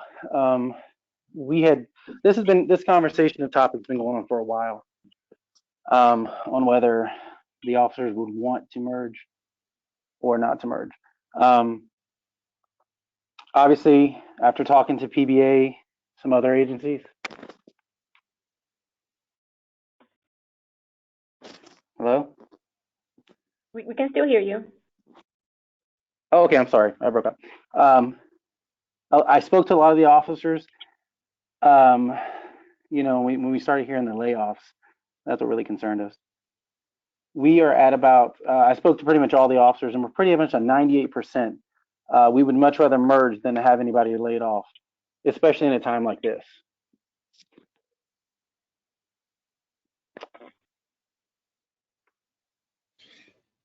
This is Phil Bessler. So are you saying that if there wasn't going to be any layoffs this year, you wouldn't entertain the sheriff's office or the, I shouldn't say you, but the employees, the police officers? Well, I spoke to someone else about it who asked me the same question, and that's any agency. When you talk about benefits wise, we can definitely see the benefit officer wise of going to the sheriff's office. Our town is very small. It just couldn't possibly compare with Palm Beach County's benefit package they have. I mean, if you look at just insurance and things of that nature, we just can't. It's just too small. Most of the officers are happy, but if you were to ask them, you would have a large consensus that would prefer to merge for different reasons. Officer Pylon, I think I'd like to take and limit this discussion going forward. It was a question that was asked of a resident of you, and I believe you've adequately answered it. We have just opened it up for any further public comment. Okay, thank you.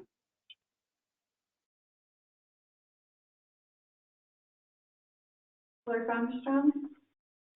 I don't see that anybody else is. Okay. I'm back.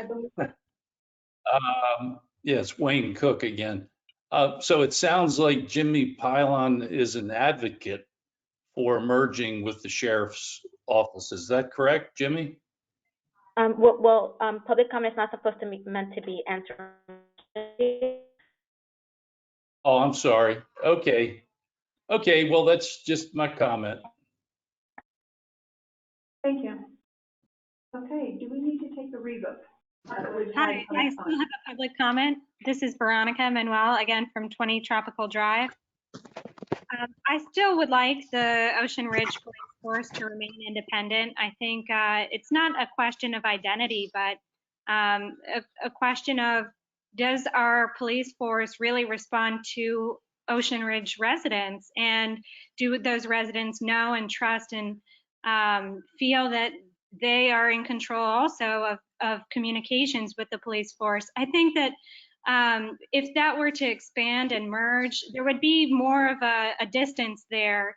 That's just my personal opinion, and I don't want to see any layoffs either, but after 2 years after the merger, it's, you know, a question of if all the police officers are going to stay anyway. And due to economies of scale and higher efficiencies in financial forecasting and budgeting from the sheriff's office, I could also see layoffs occurring in the future as well. There's nothing to protect those Ocean Ridge police from layoffs from a higher level. So that's just my input. I still hold on that initial opinion.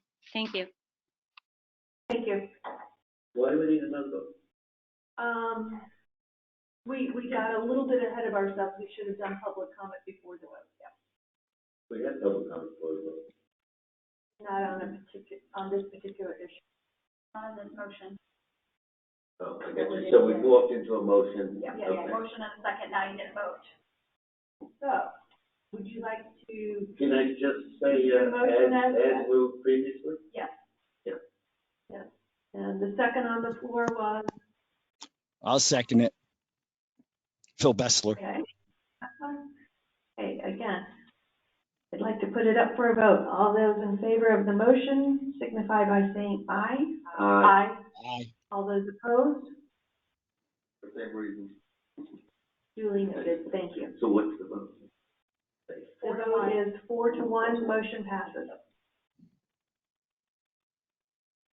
And if I may finish my item, I lived for a while under the Palm Beach County Sheriff's Department protection in the city of Lake Worth, which had changed a few years, I think, before I moved there, from their own police department to Palm Beach Sheriff. The representatives that were sent from Palm Beach Sheriff were phenomenal people, very courteous, nothing bad to say. But when you look at the struggles that the city of Lake Worth, now Lake Worth Beach, has with all kinds of safety issues, and they just cannot get the sheriff's department to patrol certain areas well enough. That in itself would make my vote to go over to the sheriff's department absolutely, because with our own people, we have somewhat of a control of where we need to have more enforcement. That's just the Side note. Thank you. My second thing was the building code.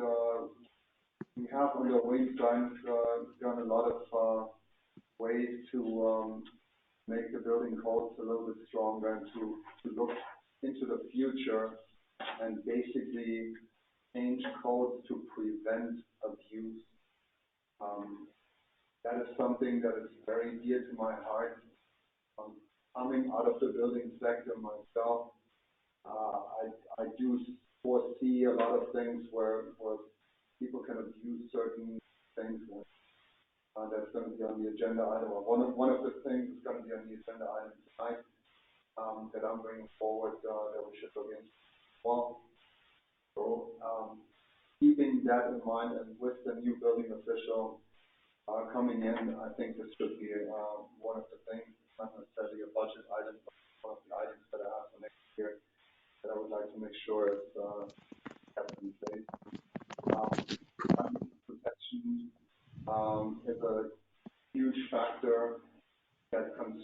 our town, and I want to stress this. This is not a political issue. This is for us a front and center issue. And anybody that has seen the beach erosion that we had over the winter on Anna Street, which is very close to my house, where the whole crossover was washed out, along the dune there, the dune washout, it was absolutely devastating to see how close feet away from the dune. And the environmental impact of that, I think, is we need to keep that front and center, also when it comes to our budget. And that's one of the little pet projects, I guess, all of mine. But make sure that whatever vehicles that we purchase as a town are first and foremost environmental friendly. Vehicles are out on the road constantly. They should be either hybrid or even full electric. I spoke to the chief about this several months ago.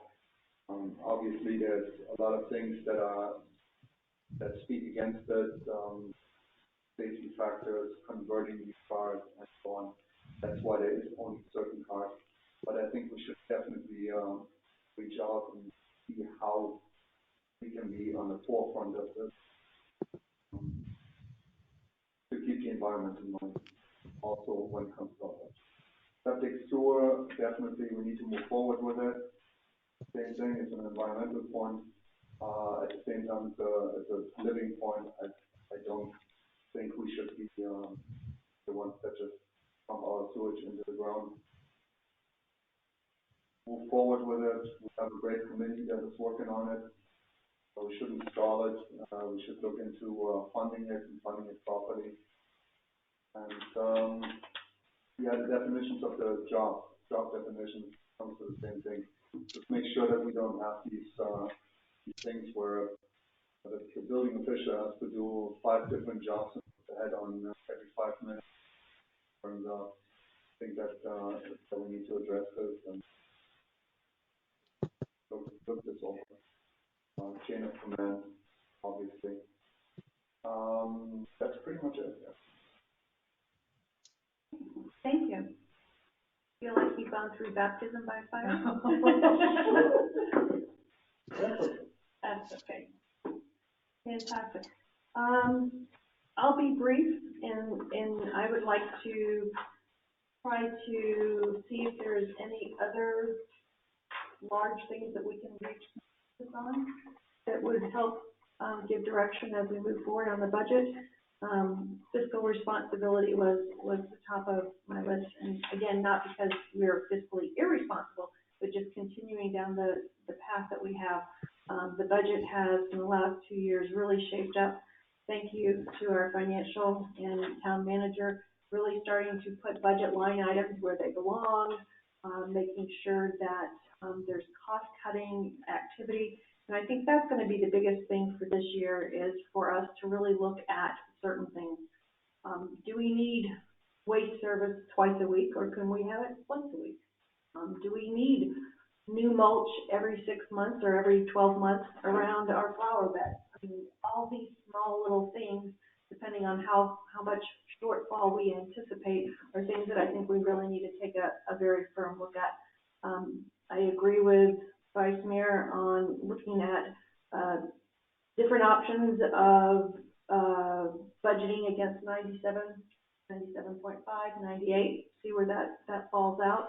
I agree with looking at debt reduction, and is there any wiggle room for renegotiations like Commissioner Vessler has suggested?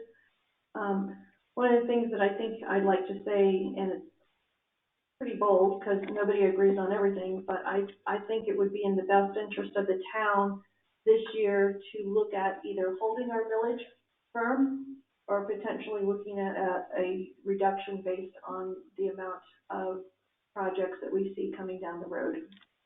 And in years past, we've always looked at an increase, not necessarily a decrease. and we've always budgeted against that. But I think if we're starting in a deficit position, that type of direction might help immensely in our harder discussions when we get down to line item by line item to line item, knowing that if we don't have an appetite as a commission to be raising our mill rate, that might be a good place to start. So I would like to open that up. Vice Mayor? Yes, I think we're at 5.35. It'll be deeper in the process until we know how much damage we have, but, I'm going to say keep it at 5.35 or lower. So. Commissioner Hurlbert? I agree. I think we've done a fine job up till now. Thank you for serving and line by line budget. Millage rate is something. Commissioner Bessler?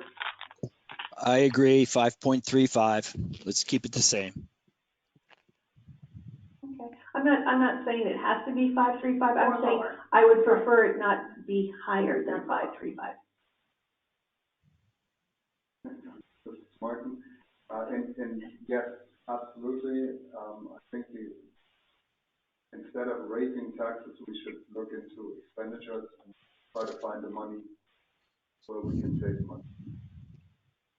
That's the way we should approach things in general.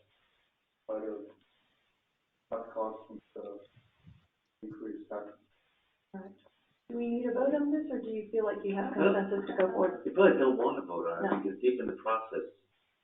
Right. No, there's a consensus to move forward with, when I give you the budget, it's not gonna be any higher than a 5.5, absolutely. And then we'll see if we can do any lower. Right. Part of my fiscal responsibility in budgeting was looking at all the various departments' roles and responsibilities and really making sure that, and incentivizing not only the department heads, but the staff members themselves to find ways to reduce it. That's an important, especially if we try to set as a goal avoiding any layoffs at all. I think people are very appreciative of having jobs. So that's the overall goal is in everybody's best interest to use that pencil as long as they can. All that comes on the back end of reserves. I have always been of the mind that reserves are for emergencies. They're not for making up budget shortfalls. It is something that we will discuss later on as we get deeper into it, as Vice Mayor said. But I would, my position on that is let's see where we're at, but reserves is not a makeup for what we're going to be facing. But when we go to the 97 or 97.5, then that might change your mind.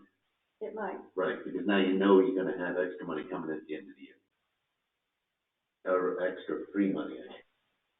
Hopefully. We shouldn't go with free money. There's no such thing as free.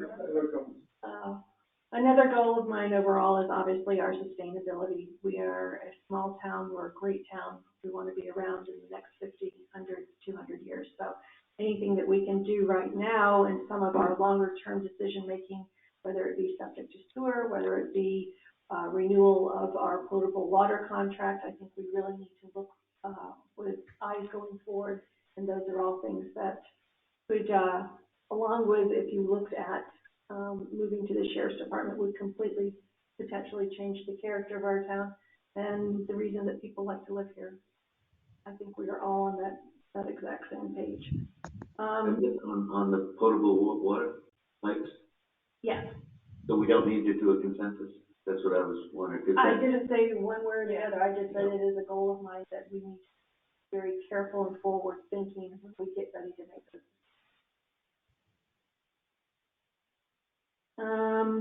And then obviously to the tail end of that, preserving the character and the property values it's our fiduciary duty as a town. That's what we do. That's why we have ordinances. That's why we have rules. That's why we have public meetings.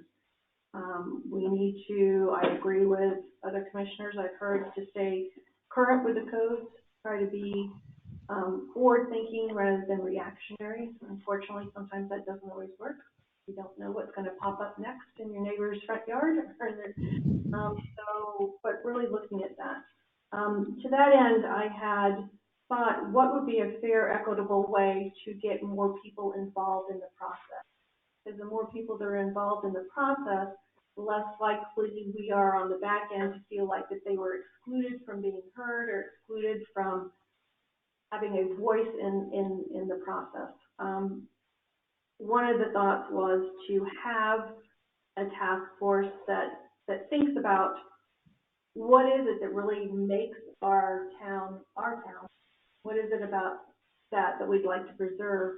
I had thought that potentially a task force created from community members across the entire community might be good. I think I'd like to hold on this one for a little bit. I think we've got bigger fish to fry right now, and doing the budget and going and really doing some hard cost cutting is, I think, is enough to consume us for quite a while right now. The only other thing I had on that was I would like to see us, as part of this, maybe 97 and 98% budgeting cycle, is to really look at building up a contingency fund that could be used as a percentage of some of these line item things that were in our capital improvement plan, rather than going forward with, for example, and this is not a stake in the ground one way or the other, but rather than doing $40,000 to redo our drain field, put $10,000 in a contingency fund, knowing that if something does break, because we're not taking care of it, because we can't afford to necessarily take care of it right now, at least we've got some funds to go again. So you're just trying to make the money more flexible. correct. I think we need to look at increasing our legal budget. That is one of the areas that we're going to have shortfall, and unfortunately, I don't see our need for legal budget reducing over the next year. And we probably should look at in some type of contingency fund area overtime for the police. We've got hurricane season coming up, knock wood, and we've got beaches opening up, knock wood. So the need for additional patrol is consistent, and it's going to be there. So what I'm hearing you, Mayor, is to increase the legal budget and increase your contingency fund. When we get into it, I think that those are areas that we may not have. But in your budgeting, you should be conscientious of all areas where you see that there's a trend upwards. And I think we're going to have to get creative, and like I said, maybe we go a year without mulch, or you get garbage pickup once a year. I mean once a week rather than twice. I think there's plenty of opportunities.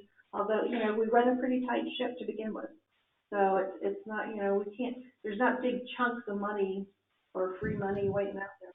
But I think today was hopefully instrumental for you, Manager, and I think we set some goals. I think we set some lines in the sand, which were important to do. Do you want to do a review of what the overall goals are, or do you want to know what those are? I think you've notated them. If you would feel more comfortable reading them out, so we could. Fine. You're going to throw in the transient housing? Is that Sure. when I did it? Transient housing is obviously something that is, whether it is commercial use of a house for short-term rental or because they're making money in another form or fashion, something that we're just going to have to stay on top of, especially as we get more and more developers coming in who are not staying in the area. I think we all know the issues, and this is one of the areas where I think it's going to take a village to get their arms around it. All right. We need to do some public comment now? Yeah. Okay. Hi, again from 20 Tropical Drive. I think to your comment about a contingency reserve, I think that's very wise. As an MBA student myself, I've studied companies who didn't have a reserve and have gone bankrupt from not preparing for a rainy day. And I think that that is a really great idea. And the idea of mulching maybe less frequently, I think is a great way to cut costs, and perhaps limiting some garbage collection during slower months, such as summertime, versus, having maybe the twice a week during the winter, something like that. I think those are really good ideas. Thanks. Veronica, do you live here full-time? I am still living here. This is my parents' house. I also live with my boyfriend, so I live here. I mean, are you a snowbird? I didn't try to get to you personally.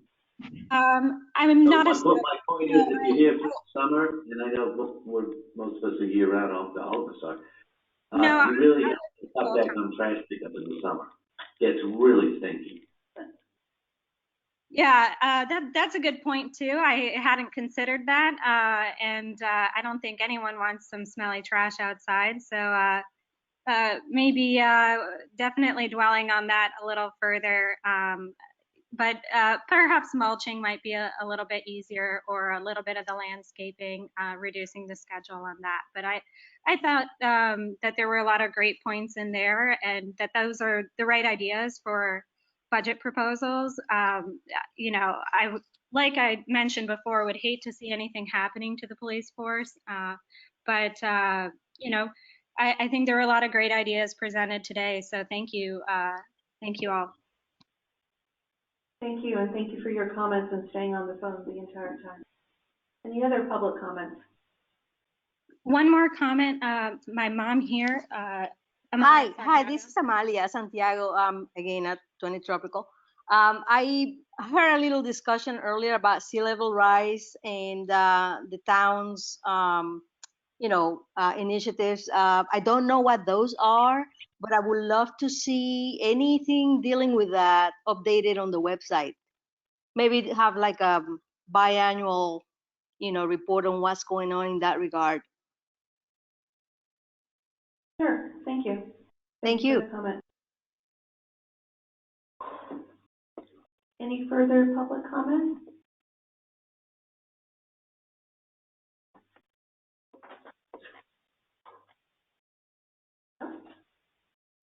Sometimes there's a lag. Okay. Town Manager Stevens, do we have a discussion that we need to ensue on the capital expenditure plan? Yes. Okay. So that's the next step in the process. The attached capital items list is based on the 5-year capital plan that was adopted by the town commission, along with budget requests from department heads for the next fiscal year budget. Now that the commission has come to a consensus on goals and fiscal priorities for the next fiscal year, we can begin the discussion of how to reach those goals, with the first topic of discussion being the town's capital program for FY21. And circling back to my overview at the beginning of this meeting, one of the questions was whether the commission is committed to funding the 5-year capital plan that was adopted last year, or do we need to change course due to the pandemic? And that's one of the larger topics that we need to discuss, and discussions here about the capital items will help in our development of the overall budget that will be given to you at your next budget meeting. Okay.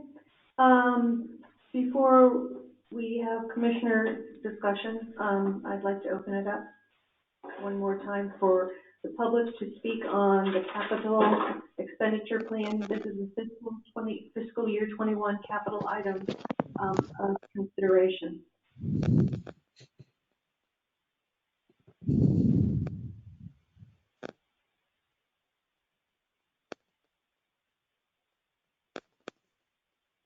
Hearing no public comments, I'll open it up to commissioners. Vice Mayor. Yes, I think we're premature in this. I asked Tracy for 3 sets of numbers. We're asking ourselves to see which capital items we want to limit and which 5-year items we want to limit. But we don't have our projected revenues. The property taxes went up. It locked in January. So we're going to have Tracy can do the math and tell us exactly how much revenue we're going to get from property tax. we don't have our fixed costs. In other words, there's certain fixed costs we have, the police, maintenance, employees. So we gotta subtract the fixed costs from the projected revenues. And then we need to take a look at the nice charts that Tracy's done, where we have the high priority items.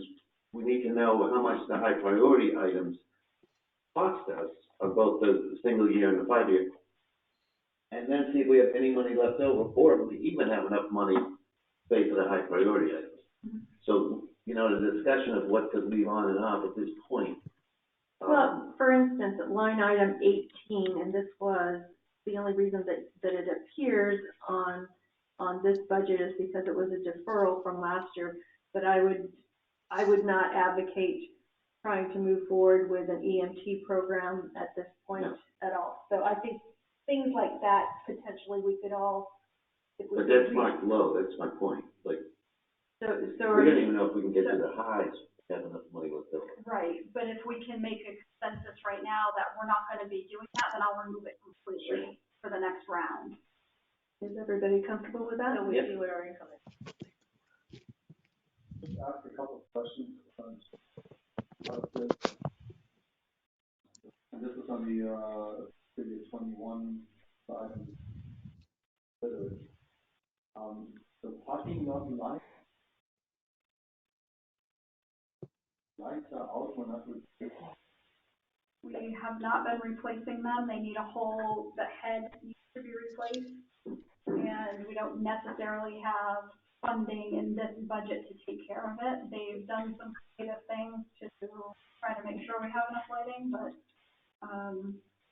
Yeah, those are things that we should have a contingency fund for maintenance for town hall. That should not be a item that. Martin, could you please talk a little louder? This is Phil Bessler. Sorry.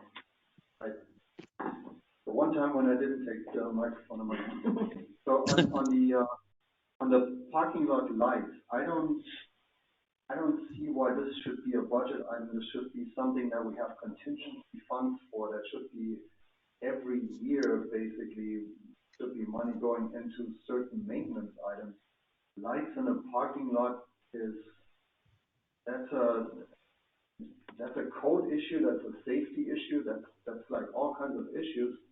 Somebody trips and falls, and next thing you know, we have the insurance company sitting there. So those are things that we probably need to address this with one of those contingency funds. That just blows my mind that this is something that we cannot replace. Like, I agree with you, Commissioner Michalek, and it's something that we can look into trying to do this year if we can. Yeah, please. But last year we did reduce our contingency fund by half. So if we had 100,000 in our contingency, we reduced it by 6,000. So it's that we ended up with a very bare bones budget for this year, and where we have a pandemic thrown into it, and with other expenditures that we're doing, that's the challenges that we're facing. I mean, safety is not something that should be eliminated out of something just because we have money. But then we need to find the money somewhere. Safety cannot be compromised over, and especially not on town property. Sidewalk that is out of whack and say, well, you know, corner for the next 3 years. So would you like to suggest to the town manager that she sharpen her pencil and find this $6,000 immediately? I would try to find that quickly somewhere, and I'm going to take that out of because this is an item that does not be on. If I have consensus, I'll go ahead and do that. Consensus? Sure. Yes. Okay, thank you. Commissioner Pressler? Yes. And then the second one was item number 4, the replacement of security $100,000. That struck me as high, but there's a reason for it. The paving, I've seen it on my street. My street got paved, I think, about 2 years ago, and it's cracking again, cracking pretty heavy. Wondering if the paving contracts that we have, if they don't come with some sort of warranty. You mean you were paid during the last go-round? We got paid, In it wasn't 18 2 probably. years ago, it was 2.5 years ago. We didn't pay the 19. No, in 18. So, yeah, it was probably 18. Did we pay the 17 and 18, right?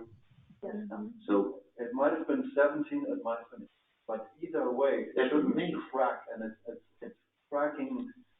I mean, there's lateral cracks all over the place. It's quite, and I'm just wondering if there's a warranty for it. Maybe we should ask for one. Are there any things on the list that you would say, I'm comfortable cutting right now? So we don't even need to put it into the budget or worry about it? replace town hall facility drain field. And that, I got a question. The town hall replacement, the drain field, where is the drain? It's out on this side, okay. Pointing towards the north. And yeah. So that is one of the ones, and also the AC units, number 12 and number 14, I discussed with the town manager that could we set up an emergency contingency portion of it in contingency fund. So if we're delaying the project, at least we have some funding, God forbid, it goes south. That's what I'm thinking about. We have the summer coming up. At the point of replacing it, it's probably been repaired and it's way past their shelf life is my guess, because we try to keep as long as possible. So therefore, that's something that we have to be prepared to send if it goes out. Correct. So those are items, those are the maintenance, items, of town hall and apartments. I think those things should be, and we need to look at our contingency. The drain field is something that we can probably budget, over the next few years, and, at 40,000, 10,000 each year. Correct. Like, And that's what a capital plan is all about. Yeah, don't forget, we also, if we can nurse the septic field through for 7 years. Then we might. Right, hook up it might be a that's non-issue. the other thing. Don't want to replace it 2 years Right. before Right. hook up to sewer. Didn't you just have to Yeah. I couldn't nurse it anymore. I'm gonna remove all the hot pots from the okay. Because it would not be nice if we didn't give you restrooms or air conditioning and then, So what do we decide on the AC? Just budget for it, or? I think of the things here, 12, 14, and I think we need to leave 16 in because that just needs to be part of the overall plan. I think 15, though, we can go along that same line with 12 and. So what line is that? So sign replacement? No, I get that, but I don't quite understand what we're doing here. We're just pooling all this money? What we're into gonna a do pot? is we're gonna take those items off of this list and defer it for another year, but then we'll look into boosting up our contingency a little bit, not by the total amount that's on Okay, here, I but understand. just percentage of our Fine. contingency. And we just keep fingers crossed the air conditioners Yes, keep running? If correct. they don't, okay, fine. If they know what Understand. Yep, right, yeah. And also keep in mind on the sign replacement, this might sound to somebody, or it's just a cosmetic thing, it's not. This comes down to Safety. public Yes, safety. safety, yeah. The fire trucks that come down the road, in case of an emergency, you have to be able to read the sign. That's why everybody should also have their house numbers clearly visible from the street, so the police and fire can actually find house when they're coming in the middle of the night. You have to do our part. So those are maintenance issues. correct, and maybe Public Works can give us a little bit better idea of which, is it easier? It looks like this is a lump sum, it's easier to do 10 at all once because we might have a better, but maybe really only one needs the replacement. Right. And that just comes back down to really fine tooth comb to a lot of what we've got. Right, we were pushing that off and hoping we would be able to do them all, but it's one of those things that makes put priority. Yes. Yes, I think if we asked our residents if they would prefer a beach crossover to be repaired or mulch, I think we'd know the. Those are the decisions that we're gonna have. Right. So is there anything else on this list that we could either potentially defer with a percentage of it going into a contingency fund or just remove it right now? Mayor, did you say you wanted to remove 16 or it? Delete it. I think Yes, we need to leave it. Yeah, that's a priority, I think. It only gets worse and worse then. Well, I thought we're also, is the ADA door included in this, or is this just? No, that's No. up above. That's number 3. That's number 3. A setup for the door, we can defer that, but it's, we have to hold our elections here, so I wouldn't suggest deferring that. We are setting ourselves up for a problem. That's just another loss. We are paying for the doors today, or we're gonna be paying a lawyer. Sorry. It's either or, and then when we're paying the lawyer, we're gonna pay for the door on top of it.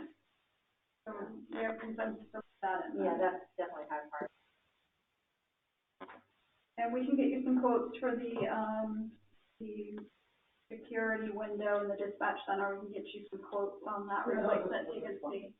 Only somebody make sure that is within some time. And we'll need to take a look at number 9, which is our infrastructure, and really ask Lisa what could reasonably be deferred without putting us in a What situation. has to come, give us. I believe she's on the telephone. Yeah, she's actually on the conference call if you guys want me to put her Do in. you want to go to that level of detail right now? Nope. I don't think so. Okay. And the only other thing that is, is the big chunk item is number 13 with 2 newly equipped police vehicles. And I'd just like to have a little bit more information about the vehicles that we're replacing, what is the mileage, what repairs we've done to them, what is the you never know when something's going to break, but a guesstimate as to, should we keep, did you say nursing it along? Nursing it along? So, I'd like to have that discussion. It does not need to be today, but it's obviously a big line item. Okay. Any other comments from commission? I have one. It's Phil Bessler. Well, number 15, the street signs. Is there any way of making them out of plastic wood? You know how there's Trex and AZAC and all that stuff? AZACs? Is that a possibility? So our current interim public works supervisor, Billy Armstrong, he has actually been looking into that. So let me get some information from him and I can bring it back for the next meeting. Oh, okay, great. Thank you. The other comment I have though too is when I had talked about, do we have an appetite to get a lot of these projects done through borrowing money so that we can get the quantity discount, we can beat inflation with the interest rate being lower than inflation in the future? Or do you guys not want to do that? Now I realize, Tracy said it's going to be tough to get the money, but do we want to play that road for a while to see, and if it makes it by budget time, do it so we get all these 5-year projects done pretty much all at once or over a year or 2-year project. And what we do is we want to get a loan as kind of like a construction loan, or you call it in residential a home equity loan, where we would only be borrowing the money, like we'd have it not set aside, but they're allowing us to borrow X amount of dollars, but we only borrow it as we're using it. So if it takes us a year and a half to 2 years to get our 5-year capital plan all done, that we use those funds. Yeah, well, we're talking about, you're going to look into Right. that, right? And if by chance it could happen, that'd be definitely something I think I'd be interested in talking about. That would be fantastic maintenance when the AC goes out. A little louder, Martin, please. It's Phil again. We get them Great done. idea, Phil. Whenever things like the AC unit, if the AC unit goes out, you just grab the checkbook from that equity line, so-called equity line, and just write a check. I'd be interested in exploring it and understanding it a little bit better, but I'm not married to taking on any additional debt if we don't. And I think probably because you don't, because when you take on debt, you're paying interest, so you're actually paying higher for these projects if you take out of loan storage. Yeah, but Phil's point was inflation, it's 3 to 4%. Right, the interest. But we're premature. The other thing is what it can help us with, what it can help us with is, it can help us with doing these things on a short-term basis and very quickly, without having to put the money aside out of the budget. And then, if it is a loan, and we're spending $15,000 on 2 new air conditioning systems in July, by October, we can fund this again out of other revenues that we have coming in. So we can pay back the loan. That's the neat thing about the equity line. You're not married to it for an extended period of time.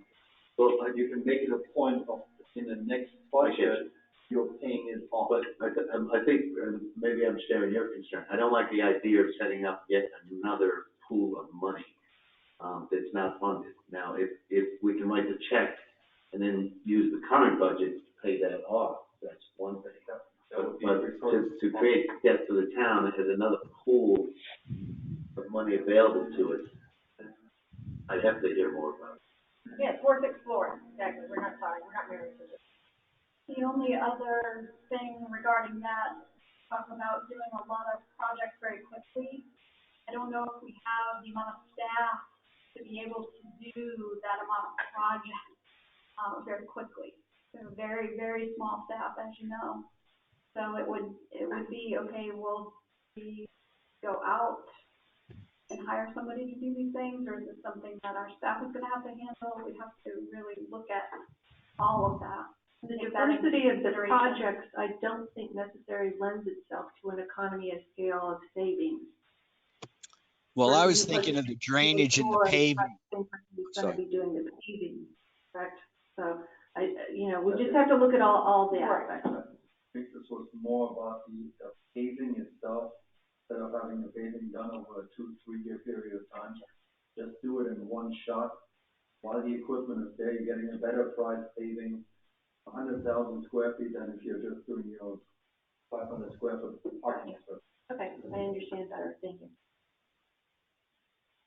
Commissioner Bessel, did you have something to say? No, I think Martin kind of said what I was going to say. Okay, if there's no further comments, I would like to adjourn the meeting at 4:20, and I will see you back here at 5 minutes till 6.